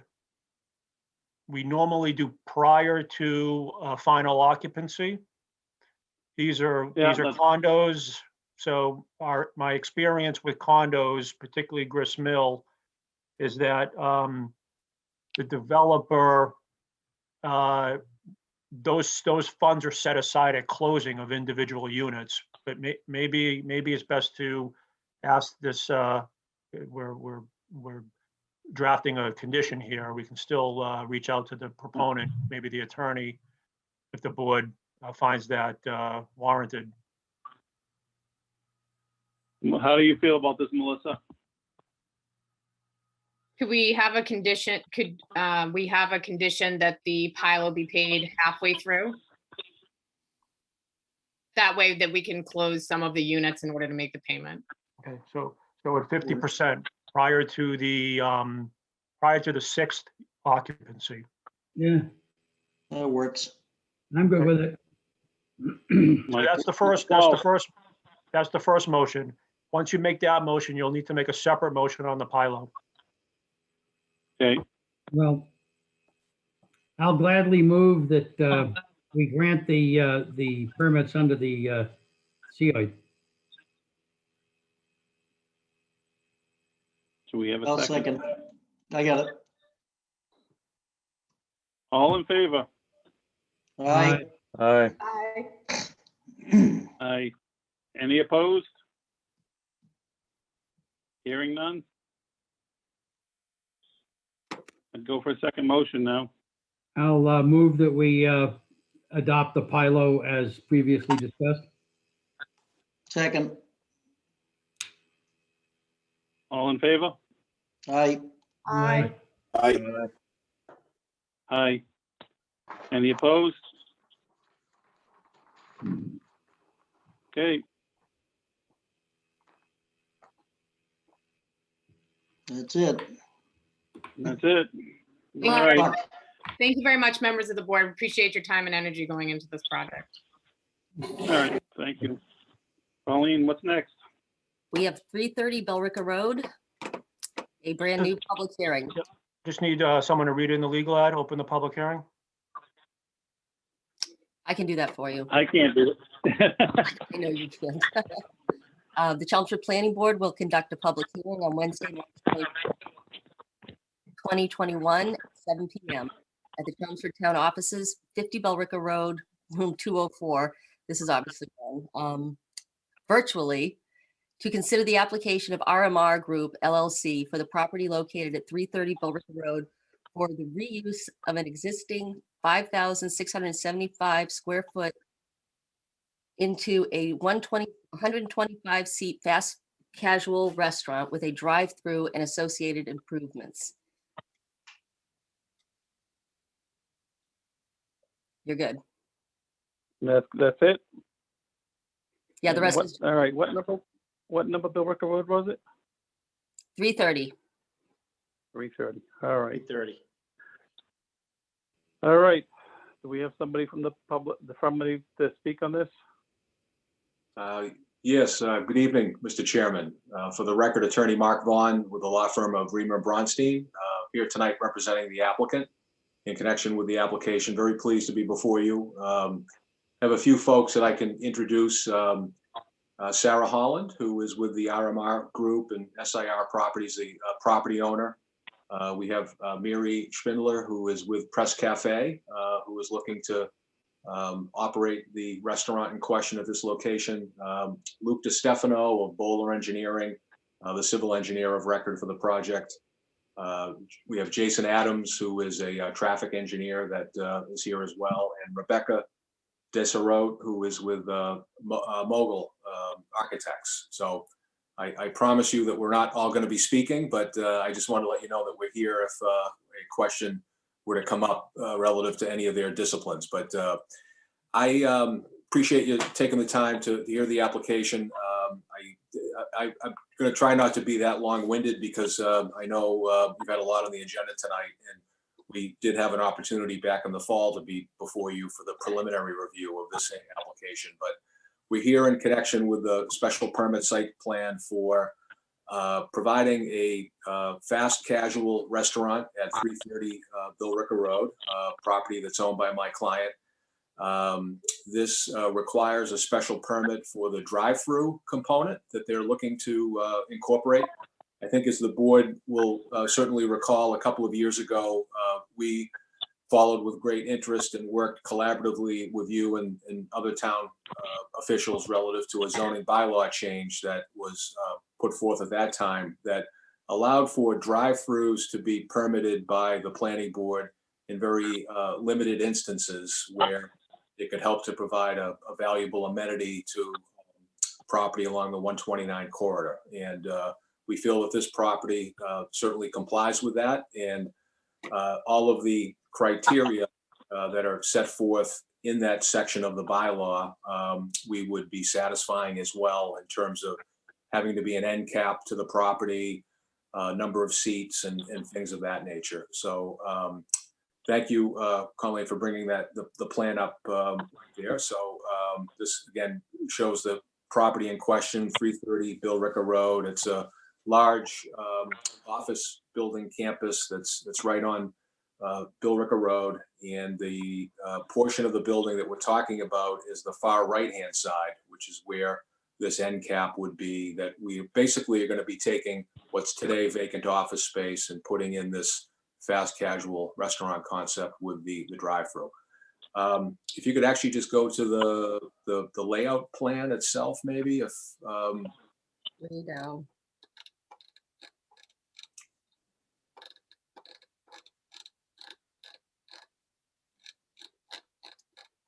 sorry, it might be towards the very end. Oh, there we go. Yeah, that plan would probably be helpful if, right, yeah. So this brings it a little bit more in focus in terms of the area that we're talking about here. This is very much similar, if not identical, presented to you back in the fall for the preliminary approval, which is required as part of this kind of two-step permitting process. You can see the drive-through that's on the right-hand side of the building. You can see the cars that are, kind of shown there, illustrative purposes as to, how the cars would go parallel to the building. But one addition that we've made here, you can see at the lower part of the screen, there's a little bump out area where we've provided a spot for 3 vehicles to be able to pull in there and not interfere with traffic flow that's within the main parking lot circulation aisle. So that would allow for those vehicles to turn in there, wait for their opportunity to go into the drive-through. You'll see a striped kind of cross-hatched area that is in between where those 3 cars are, and then across the drive aisle where the menu board and order board are in that area there. So working with Marie, and her team at Press Cafe, we very much feel that this will work quite well in terms of their operation and assuring that there wouldn't be any conflict between people that are in the drive-through and those that are, traveling within the parking lot itself. There would be outdoor patio seating right in front of Press Cafe. We actually don't show the tables on this plan, but if you can kind of visualize it, I think in some of the architectural renderings, we showed it as well. But looking to have tables that would be out in Press Cafe that would have, umbrellas on them and be able to, shield people from the elements. And then with respect to the drive-through, I just wanted to remind the board again, the same traffic pattern is being proposed here as we had shown the board previously. If you go through the drive-through and you pick up your order at the window, when you depart at the rear of the property, it would be a left-hand turn, so that you would then exit heading left and then going behind the building and then coming back out to Omni Way where the signalized site drive intersection is. Yeah, it's off the plan, unfortunately, but I think you know the property well enough. Hopefully you know what I'm talking about there. But you know, we feel that it's a very good plan. We work awfully hard to, you know, make sure it complies with, you know, what we feel like it needs to in order to be a successful business. One thing I would want to mention, and to remind the board again, that technically we are going to be reducing some parking that's out there, and the site today is non-conforming as it relates to parking. So one of the permits we applied for was a special permit for that. You know, your parking bylaw is pretty, I hate to use the word onerous, but it's you require a lot of parking for the restaurant component as well as the office component. And we feel that the property has more than enough parking on it to be able to satisfy the true actual parking demands that would be needed for the reuse here. And to that end, Jason Adams, who's our traffic engineer with McMahon Associates, did put together not only a traffic report, but also a parking generation assessment, which indicates that according to his ITE, you know, parking utilization rates and whatnot, we would, the building itself, both the office and the restaurant, would generate the need for about 286 parking spaces. And we would still have 379 out there, even with the 25 space reduction that we're talking about as part of this project here. So if I could just briefly turn it over to Luke DiStefano to just maybe walk the board quickly through some of the drainage and other site elements that I thought might be helpful, that would be great. Sure, and good evening. For the record, Luke DiStefano with Bowler Engineering. And as usual, Mark did steal most of my thunder, but I can touch on a few other talking points. We looked at the site. I don't know if we have a copy of the landscape plan attached, but as part of the development, we did look at ways to enhance the property over what we currently have there today. And we felt even though that by a small addition of impervious area, roughly 2,700 square feet, we could mitigate that via a couple of ways. First and foremost would be a substantial landscape plan. If you've had an opportunity to review the plan, you'll see that we have well over 250 low-lying plantings proposed within the footprint of this development. And overall, this footprint for the impacted area on this site will be just about 27,000 square feet. So we felt that the addition of a little over 250 plantings within that space would really enhance the cafe development. Additionally, there is a small increase in impervious cover resulting from the addition to the drive-through. It's minor, as I said, about 2,700 square feet, but we were sensitive to that. We are aware that we do have a jurisdictional area just off the developed footprint of the property to the south. And we are proposing to mitigate the stormwater impacts by collecting and infiltrating the additional runoff generated from this particular development. So you'll see a slight improvement over the stormwater quality and quantity exiting this property under the post-developed condition. So the landscaping, improvements to utilities, and improvements to storm drainage, again, we feel all enhanced development above and beyond what Mark had already mentioned and from what you can see on the screen in front of you now. And with that, again, I know it's been a long agenda already. I'm more than happy to answer any specific site design related questions the board or anyone in the audience may have. All right. Evan, can I talk to Evan? You there? Yes, yep, I'm here. So let me get this correct. We're expecting to do this in one night and be done because we got elections coming up. So that's a conversation that I think the board should have with the applicant. The applicant is aware, well aware of the pending elections and the pending change of the board makeup. But I think you should, I don't get the sense from the applicant that they're have any expectations, but I think that's a worthwhile conversation based upon And- being almost 2 hours into the meeting.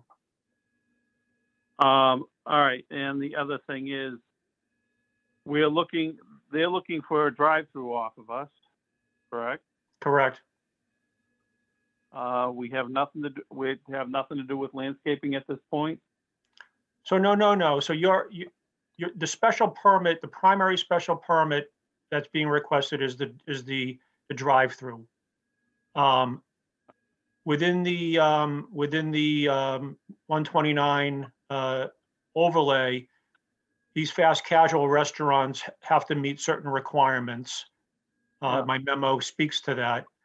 The applicant. And do we have a letter from Christina approving the new hot top area in the drainage system? I don't believe Christina has submitted her letter yet. She can obviously speak to in more detail to that. My suggestion at this point is have the conversation with the applicant about, whether this can or should be continued, and if it's going to be continued, identify any outstanding items that may need further presentation or details. All right.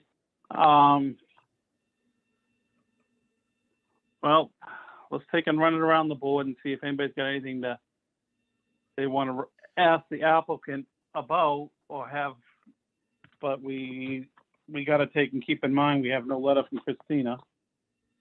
And we very well may have a board change coming up. Nancy, do you have any Yeah. comments on this?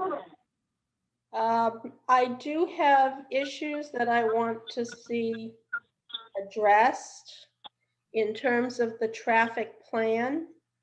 There are anomalies in that report that are resulting in erroneous data in terms of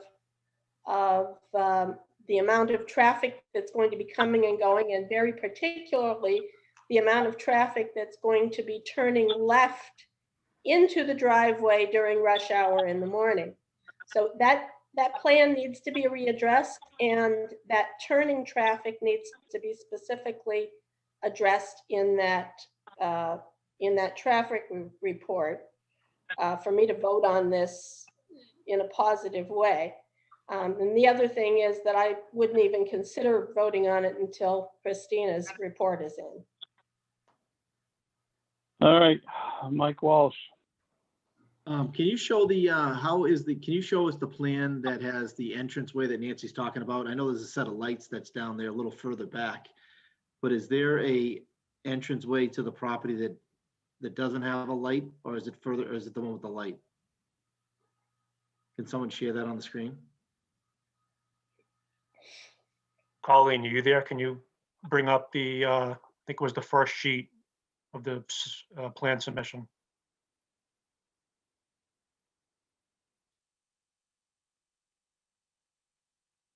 So while Colleen's doing that, my recollection is that the primary, the curb cut that serves 330 Billrica Road Yeah. is serviced directly by the full signalized intersection with Omni Way. That's what I was thinking. So that's what I was going to say. I don't know if there was the concern of the turning left or right, if the lights will be adjusted, but I think this is a great project. This is exactly what we were looking for down in 129. This was exactly what we were looking for when we approved the 3 drive-throughs, right, Evan? I think we approved 3 in that area. I mean, and I commend you guys coming forward and picking this location. It's a prime location, and I'd love to see this go forward. So But that was the only question I have is when you pull up where that light is, the light is a little further up, right? And there's no curb cut all the way down to that. So maybe, Yeah, maybe I could, so the access drive into this site is between the two buildings, 330 and 300 Billrica Road, and that is a fully signalized intersection. Okay. All right. All right, Mike Raisback, you got anything you want to say about this? Well, I would like to understand a bit more detail about the turning traffic and such. I haven't had a chance to dig into the traffic study deeply. That's where I probably would spend most of my time. So the question that the monkey in the corn is going to be that I'm going to have a discussion with the applicant. Do you feel comfortable voting on this tonight? Well, is that a question? We don't have. That's Mike Raisback. Oh, I'm sorry. Yep. Well, without Christina's report, I'm not sure we can do anything with it tonight. I think we need to see a little bit more. All right, Don. I'm curious to know, is time of the essence? Well, that's the only time.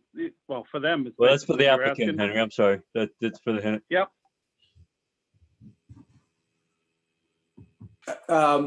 So, look, I'm not going to indicate that we're looking to get a shovel in the ground next week or anything like that. So, certainly we don't want to artificially, push this along if the board feels like they need more time to assess or address anything. So I don't know if the town engineer is on, and whether I think I saw earlier that she might have been on, but I don't know. I did actually communicate with her office last week. I don't know if they had an opportunity to look at the plan yet, but so as it relates to the, if the board feels like they need more time, then, certainly I don't want to say, geez, we absolutely need to get it approved tonight. But I just on the traffic though, if the board feels like it needs to hear anything from Jason Adams on that, more than happy to have him speak to it. I think his report, indicated that we're not trying to indicate there will be less traffic. I think he took a very conservative analysis and showed that taking that 5,000 some odd square feet of office, putting the restaurant in, it would likely result in an increase in, traffic during the AM and the PM peak. But the capacity of the roadway system today is sufficient to accommodate it. And the signalized site drive as well is capable of accommodating it. But if there's something specific that you had a question for him on, then he's here. But if the board feels like it just needs more time to digest it all, then I understand. Sure, I'd be interested certainly hearing from Christina. However, I do want to note your design for the drive-through and your staging of those vehicles. That's a pretty clever approach. And it works out very well for me. I like that. All right. Glenn. I think I'm fine with it the way that it is. It's I could go either way with either voting for it tonight or waiting till after the election and doing it then. It's probably mostly up to Christine if she's fine with it. And we're supposed to take public input, I believe, on this too. Evan? Yes. And we do have the letters. Yeah. All right. Question? Tim, hold on. Let's get Tim through his. Tim? Yep, I'm here. This is exactly what we've wanted. I think this is a great brand. I think it's great for the town. I'm ready to vote on it, tonight if possible. If not, then we can wait. But I think it's a great project, and this is what we've been looking for that area. So. All right, Nancy. Yeah, the question I have is, if we don't vote on this tonight and there's a change in members of the board, do we have to start this all over again? That, At the next that's meeting? that Yeah. would be the issue. I agree with the last couple of speakers on, this is what we're looking for that area. It's just, it's rough that we've got in here basically on the 11th hour we've got, a couple planning board members that aren't going to be back. We've got new planning board members that are coming in. The timing is just, it's tight on us. How many Didn't know we letters do already had have, the Colleen? election. How many letters do we have, Colleen? I have one from Evan and one from Fire. Is Christina still out there somewhere? He's here. Speak up. Hi, it's me. I'm here. Have you had a chance to look at the plans at all?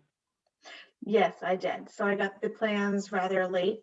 However, I did have a chance to go through them. My comments are very standard, just like I always have for every other planning board project. Nothing extraordinary or that stands out as being a big issue that we could not overcome prior to final plans. There are some engineering comments I would have to work through with the design engineer, which again seemed to be like something we could very simply figure out before final plans. The DPW did have a chance to review the traffic report and do not have any concerns with the traffic report. If there's any other specific questions, I can answer those. However, just I wasn't able to formally provide a review letter for tonight's meeting. All right. All right, Colleen, can you read the letters in anyways? I certainly can. I'll read Evans first. I have reviewed the application and submit the following for consideration. Number one, the board should confirm that the proposed upscale fast casual restaurant complies with section 195, 145C, subsection 4, specifically F through H. Number two, while not shown on the plans, consideration may want to be given to incorporate awnings and other overhead covering / sheltering for the outdoor eating area. Number three, a bike rack should be incorporated. Number four, the existing signalized intersection at Billerica and Mill Road does not include any pedestrian phase and/or associated crosswalks. It is anticipated that some daytime employees from the adjacent area will likely either walk or bike to this location. Without the means of pedestrian phase at this intersection, the safest means of travel will be from the existing sidewalk coming from Mill Road along Billerica Road and then down to the existing signalized intersection at Omni Way. This signal includes a dedicated pedestrian crosswalk phase. Based upon the above, consideration should be given to install some informal signage at Mill Road sidewalks to encourage usage of the Omni Way pedestrian crosswalk. While the project does not propose new parking spaces and therefore does not trigger G traffic mitigation contribution, consideration should be given to a fair share contribution toward the town's future efforts to work with MassDOT to incorporate a dedicated pedestrian phase in the Billerica / Mill Road signal. That's that. Let me pull up.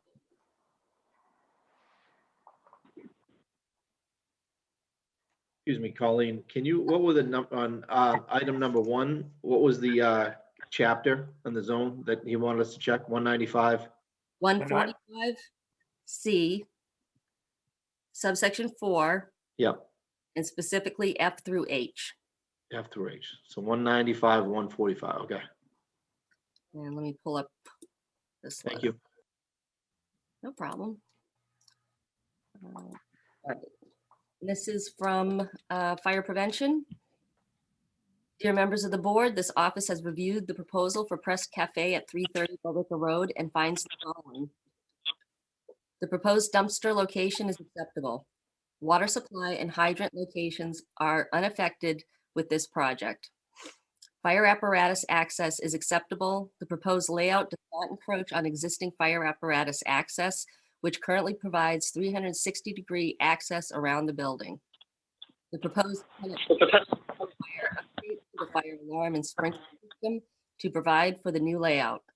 All fire protection systems and components thereof shall be subject to the approval of the Fire Prevention Office.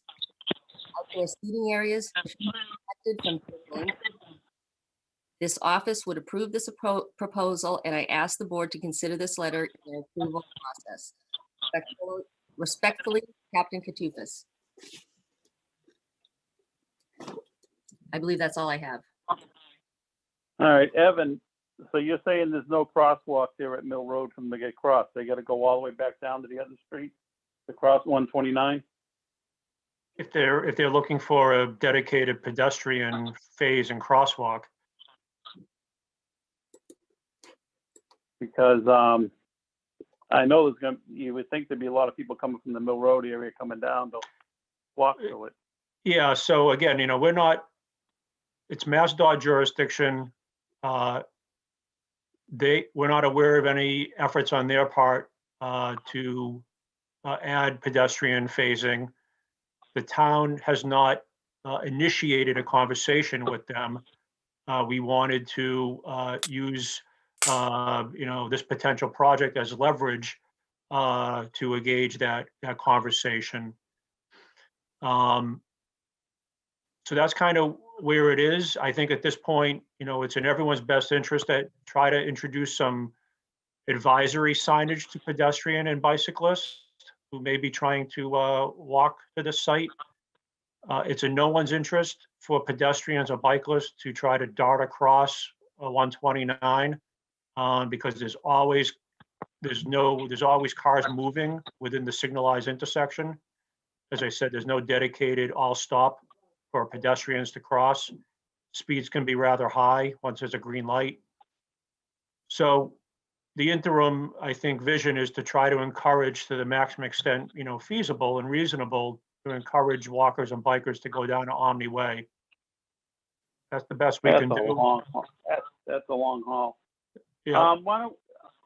My opinion is that we should probably put this off until unless the applicant has something he says that he wants to address this. But I do have a concern with pedestrian traffic going across there. I do travel that every day, and I know there's a lot of people go flying down there just to get to Route 3. Does the applicant have any input he wants to put in for the sidewalk, for a sidewalk in there? Or have they thought of it yet? Talking about following Evan's suggestion about having some signage, or I think there is a sidewalk that's on Billrica Road, correct? And there's a pedestrian signal that's down by Omni Way. Right. There's a sidewalk on the opposite side of Billrica Road from the site location. So as I understand it, and correct me if I'm wrong, if someone's walking down Mill, they would be able to take a left onto Billrica Road and walk along a protected sidewalk down to Omni Way, and then cross over to with a dedicated pedestrian phase signal. Correct. To the other side. I don't know. Yeah. Correct. I only bring this to, into the process, again, we don't conduct business where we burden one particular project to solve, an existing deficiency. I think the collective concern for all involved is that, Prest is open, they're doing a great business. Nobody's gonna go down to Omni Way. They're gonna try to cut across. Right, and I think the worst case scenario for all involved, the proponent, the business, the town, the property owner, is that we have some unfortunate accident We've already had one accident completely unrelated to this project or anything in front of the planning board, and it receives local media attention. So just trying to plan for solutions where we can all collectively work together to leverage this opportunity and get the attention of MassDOT. That's my goal. I think it's reasonable, but we don't have the funding in place. My understanding is that to incorporate a full pedestrian phase is roughly about $250,000. But I think that requires the town to kind of move the ball along. And my hope is that, like I said, that with a successful project, we can partner and collaborate and leverage the opportunity with MassDOT. So you actually need some time to talk this over and think about what you guys can do. Is what I'm getting out of you. Not necessarily. I mean, if I just simply said fair share contribution. I didn't define it. I don't have a particular number in mind. Again, if the board's inclined to approve this, close the public hearing and approve this tonight. If the applicant, can offers a number and that's acceptable to the board, then I think that that satisfies the the letter. If the board and or the proponent is looking to kind of vet this out further, then maybe the proponent's traffic engineer can provide some additional, validation of the numbers, or DPW could as well. I'm not sure that's warranted. Again, the way we've conducted business is just because something costs $250,000, we've never burdened one particular, the first party to the, to the scene to cover the costs. Yeah. I don't know if there's any 53G money or anything that would help with that. There's a significant amount of 53G money in the 129 account. So that's why I'm saying, I think, I'm phrasing it as a fair share contribution and understanding that what we're talking about is a 5,500 square foot fast food restaurant within 6 million square feet office park. So I understand. Yep. Henry, can I understand. Henry, can I ask a question about this intersection? Sure. Are there, Evan, are there sidewalks coming down Mill Road? There are. There are on both sides, or on one side? There are sidewalks from. There are sidewalks on, yes. You see those brown, those are the existing sidewalks. Oh, okay. So there is a sidewalk along Mill Road. Okay. Thanks. I'm going to take and run this around the board one more time and ask if they feel comfortable with taking a vote tonight. I personally would like to see some resolution to the sidewalk issue. I know the town's got 53G money that they can do something with. I'm sure they're going to be looking from something from the building. But let's go around the board. Nancy, would you feel comfortable voting on this tonight with the sidewalk issue? Well, there is the sidewalk issue that I believe needs to be addressed, and I believe that the traffic plan needs to be updated to identify how much turning traffic is going to be increased. There is no turning lane there. So if there's any significant amount of increase in the traffic that is coming north. Yes, Nancy, I'm just trying to get a yes or no out of you. I'm gonna, if I vote tonight, I'll vote no. Thank you. Mike You're welcome. Raisback.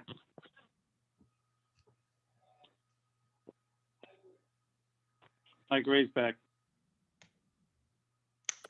There we go. Yeah, I would favor waiting on this. I would like to resolve the sidewalk issue that you mentioned and discuss the pedestrian and turning traffic in more detail. Okay, Mike Walsh. I would suggest, I like the project, but I suggest there's a couple of unknown answers by all the board members still need to be answered. If we go to the 14th, we got a new board. We just have to we just have to continue the public hearing. Is that correct, Evan? No, Or do you I have to need to start all seek- the way back to applicability? No, definitely not applicability. In lieu of the project attorney providing an answer tonight, I would have to circle with counsel. My understanding is that we may need to, worst case, we may have to re-advertise. But I'm not certain. Best case is the planning board continues the hearing, and then any new members would essentially need to kind of rehear the presentation from the beginning. Could they take and do like we would if we weren't there, taking, They cannot Mull mull it in, no. So at the next meeting, essentially, we'd be starting the presentation from scratch for the new members. correct. The same meeting we just started tonight, right? Yes, So if that would be within my understanding is that possibly could be within a continued public hearing, but I need to seek clarification on that.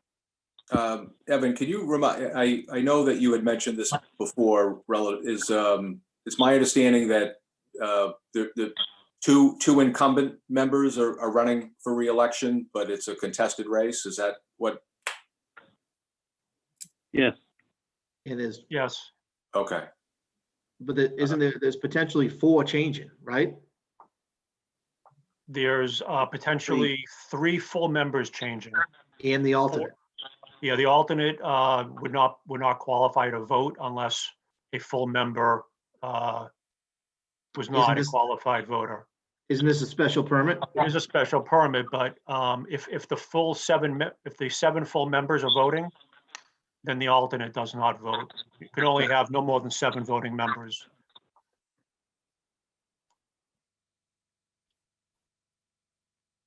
All right. If I could, I don't want to interrupt the discussion amongst Go the ahead, board. go for it. Go ahead.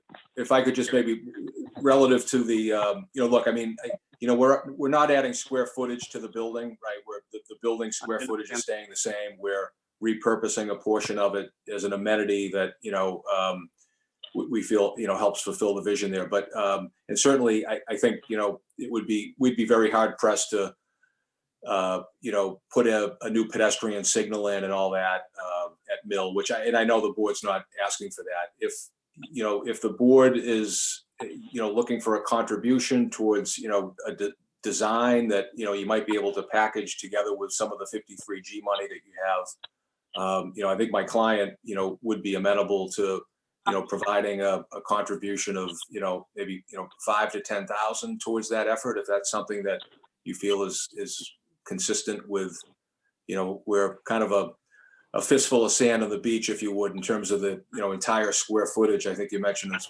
6 million square feet in the area there, but so I guess I would, well, I'm just looking at it as a public safety thing, because I just don't see people walking all the way up to Omni Way. But hey, Henry, I don't understand why there's a crosswalk right down the road. I mean, to put this Right burden down on- the road. How far down is Omni Way? Well, yeah, there's one there though. I mean, if people can't walk a little, they're walking to that distance. I mean, I don't see putting in a crosswalk. My question is how far is it to Omni Way? I mean, I don't know the exact measurement, but if it was me going over there, if I took the time to walk down there, I'm going to take the time to walk to the crosswalk. It's the next set of lights. The next set of lights down there. Sorry, I'm just jumping in. I had just checked it to verify. This is Sarah from RMR. It's a 1/10 of a mile between the 2 signals. So they're going to go down a 1/10 of a mile. They're going to cross. They're going to come a 1/10 of a mile back to Business Area Place. Go back another 1/10 of a mile. Cross over the road and go back. So you're talking 4/10 of a mile, almost a half a mile. But what are you going to ask for a business that's coming into our town? You're going to ask them to put in a sidewalk and crosswalks and No, the sidewalks. The sidewalks are there where the 53G money is there. The question is $5,000, $10,000 enough? 53G money, I don't know the exact number that's there, but Evan just said there's a significant amount of money there. Well, So not to overcomplicate this, I believe Jason Adams is the traffic engineer for the project. Is it worth, if I could ask Mr. Adams, what do you estimate a introduction of a pedestrian phase into an outdated signalized intersection? Yeah, just for the record, Jason Adams with McMahon Associates. Evan, I think that the number you quoted earlier, $250,000 at this location is probably fairly reasonable. I guess what I would note for the board's consideration is that it's not as simple as just putting a crosswalk in. You'd have to have a sidewalk to receive the pedestrians, and then the sidewalk would have to go somewhere for it to be worthwhile. So it's not really just a question of could the pedestrian cross safely at Mill Road, and to the point earlier of this being maybe upwards of 4/10 of a mile. I would just counter that if walking 4/10 of a mile is not desirable, I think that's the person that gets in their car and drives over here in the middle of the day. I think that 4/10 of a mile for someone that wants to take a walk to break up a work day is not too heavy of a lift. And if it's not that person's prerogative to do such, I think that they would just get in the car. We feel that existing sidewalk, the existing exclusive pedestrian phase, and as Sarah mentioned, it is only about 600 feet between the two. And that's really not that big of a distance for someone that prefers to take a walking lunch or a walking mid-morning or mid-afternoon break to come visit the site. I think Jason just highlighted the reality of the situation. If you are going to go out for lunch and you are pressed for time, you're going to take your vehicle. But people also, as you go around the park, you also notice that people do like to walk during their lunch hour. And we have talked about this, I think, at least at the EDC level we have, and that is the walkability of 129 and people getting out and going out someplace for lunch. If you remember when we were talking about redevelopment of that one vacant lot down off of Apollo, was it Apollo? And people were going to walk from their office over across the street. All right. Hold on a second. Don? Yep. I'm not there, but I am running the meeting. We're gonna have to take and start reining it in. If you want to be recognized, I will gladly. Oh, I was the only one that guessed that hadn't spoken yet, Henry. Sorry. I thought I will recognize you to speak, and then you definitely have a right to speak, and I'm just trying to keep it from people not jumping back and forth. You bet. Yeah. Basically, the issue I have right now, Don, one way or another, is if we're voting on it tonight, we're voting on it tonight, and we're moving on and being done with this. If we're not voting on it tonight, let's move on and get them scheduled to come back in the next meeting and get it done. Sure. The idea of pushing something through, you may get a couple of votes that won't go for this now. It's an issue that Nancy's already said she's a no. I agree that this is the type of development we want. I would like to have a plan of some sort in place for 53G. We've been tasking money for something like this for years now. The town needs to spend money on it. If they can have somebody helping them a little bit, that actually helps with the development of it. But if we're going to be forced to make a vote tonight, we may get some no votes. So this is what we're up against. I know we want to have this. This is a great development. This is what we want to have in town. But the question is, do we force it through because this is just what we want? And that's the question I'm going to take and run around the board right now. Don, if you want to take and finish making your statement, you go ahead and finish making your statement. I will put it around the board and we'll see if we kill this tonight and move on. Great. No, I addressed your question, Henry. I'm not sure we're being forced to do so. The applicant didn't seem that time was of the essence. I do feel like you just said, this is an excellent project. This is a project I believe that at some point the planning board will embrace and will approve. Maybe there are a couple hurdles that we need to work out, but I don't see that there are large enough hurdles as to where we could not move this forward tonight. Okay. All right. So Nancy, I know how you feel. Mike Ray's back. Did you say you didn't feel like voting on this tonight? That's correct. I think we need a little time for a couple of reasons. All right. Mr. Mike Chairman, Paul. Mr. Chairman, Yeah. the other option is schedule a special meeting between now and prior to the election.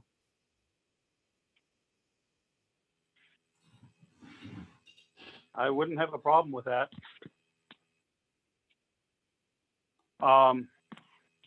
Does the applicant feel like they could, and you could get together and just iron out those couple little issues and we could get this done and put it to bed? Yeah, we are all ears here and motivated, Mr. Chairman, to try to, address and be responsive to these items. So, So I mean, we're talking like we're talking next Wednesday? that would be, Next Wednesday works as long as none of the planning board candidates are participating in the high school debate. Is anybody in the high school debate? They asked me to. I don't know. How about Tuesday? Does Tuesday work? That's Tuesday, the 30th. The need to publicize it. I think, I don't know. No, it would be a continued public hearing. So there's no I think need we should to. just vote on it tonight and get it over with. And I think there's enough board members, from what I've heard, to carry it through. So it's. Well, I want to know. Why waste and Mike everybody's knows time? there's 3. If you miss one more, you're done. And if one of the 3 that said they weren't gonna goes, you win by a windfall. Yeah, that's true. It's true. It's just crapshoot. But if you lose, you lose. You're done for a while. Well, why don't we just recommend that we do a special meeting and address the items? Because there's items at Evan's letter that we didn't address yet either.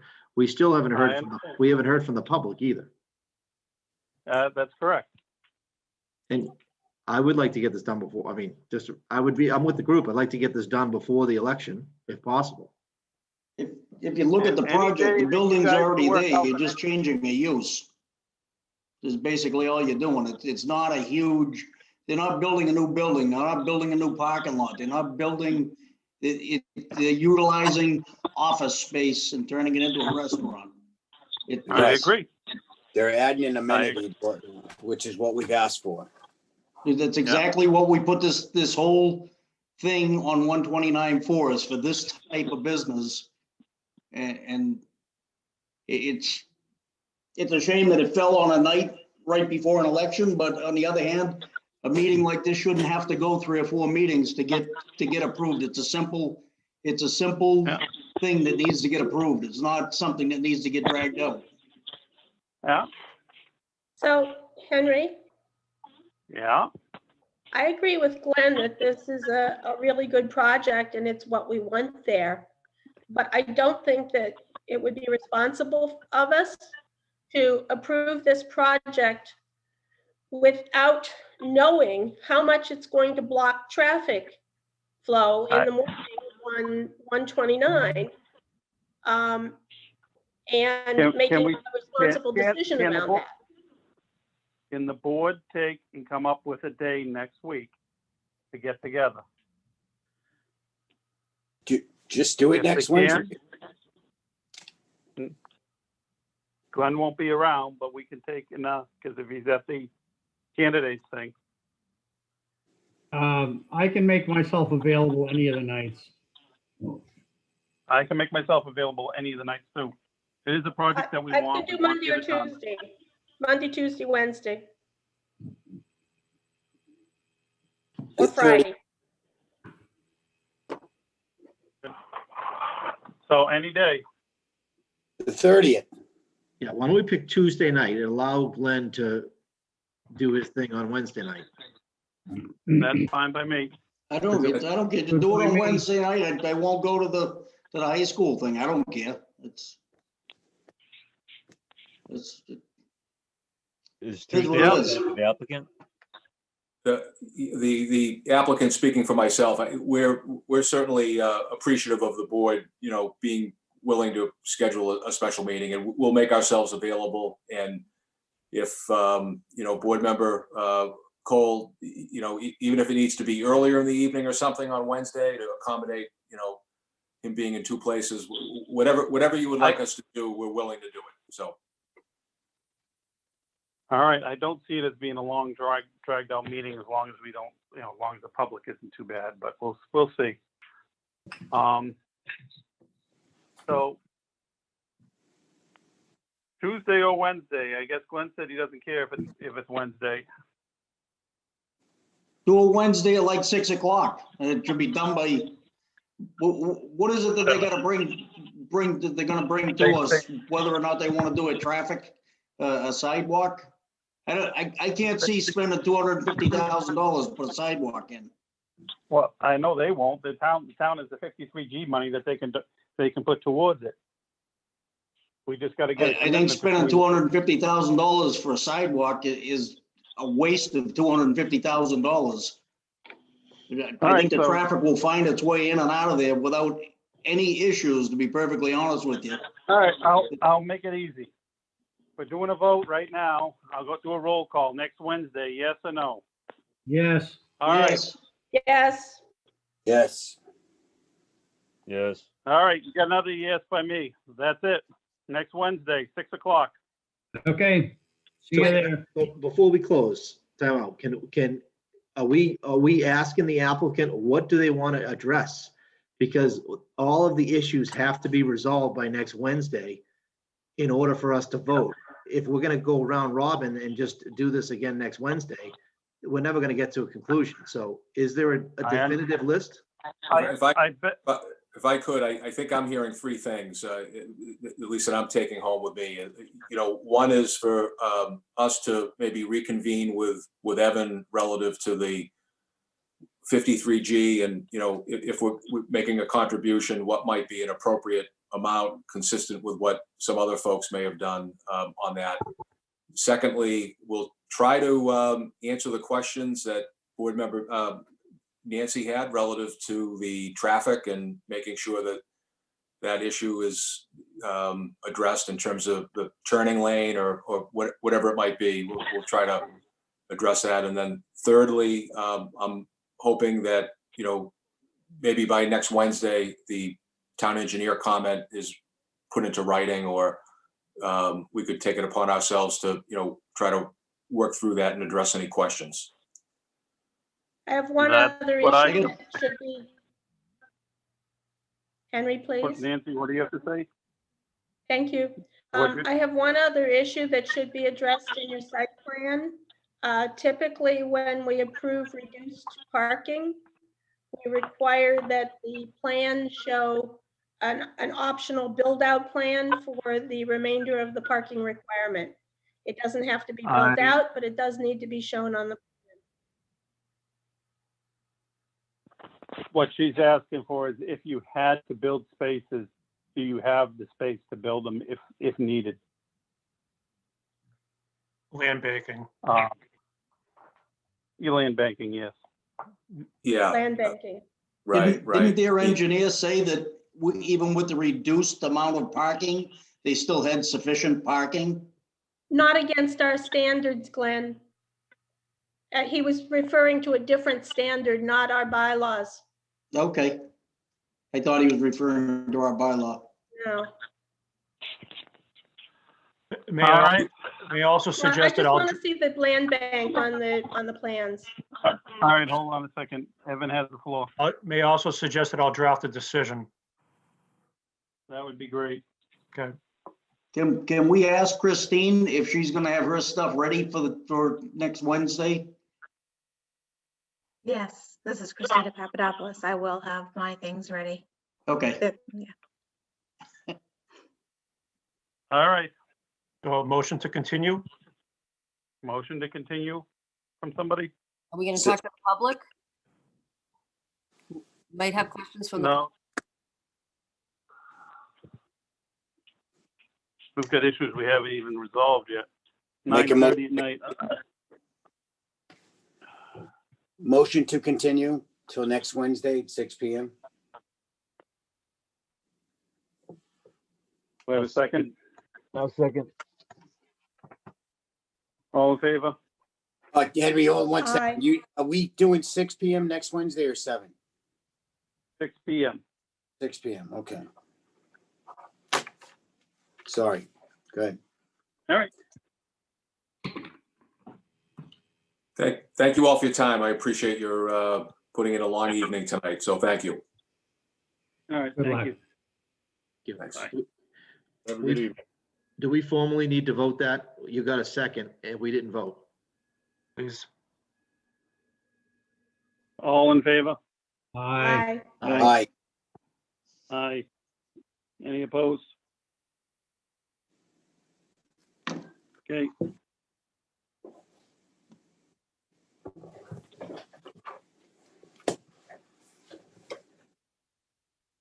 All right, what else is on the agenda, Colleen? I don't have it up just yet. I have it up, Henry. We have minutes. I don't know if everyone had a chance. It was 127. It looks like the date, if I'm reading that. Yeah, 127, the minutes from then. Is that, everybody read them? I didn't have any issues with them. Did anybody else have any problems? They're fine. Motion to approve the minutes of 127. Second. All in favor? Aye. Aye. One more Aye. motion. Oh, actually, I got one topic I mentioned earlier, if I may. Yeah. That the master plan committee is getting far enough along that I think it may be time for the committee to be reporting at least some things out to the planning board. I leave that in Evan's lap, but we probably ought to be ready for that. It'll be on the next Yeah. agenda for master plan update. Yeah.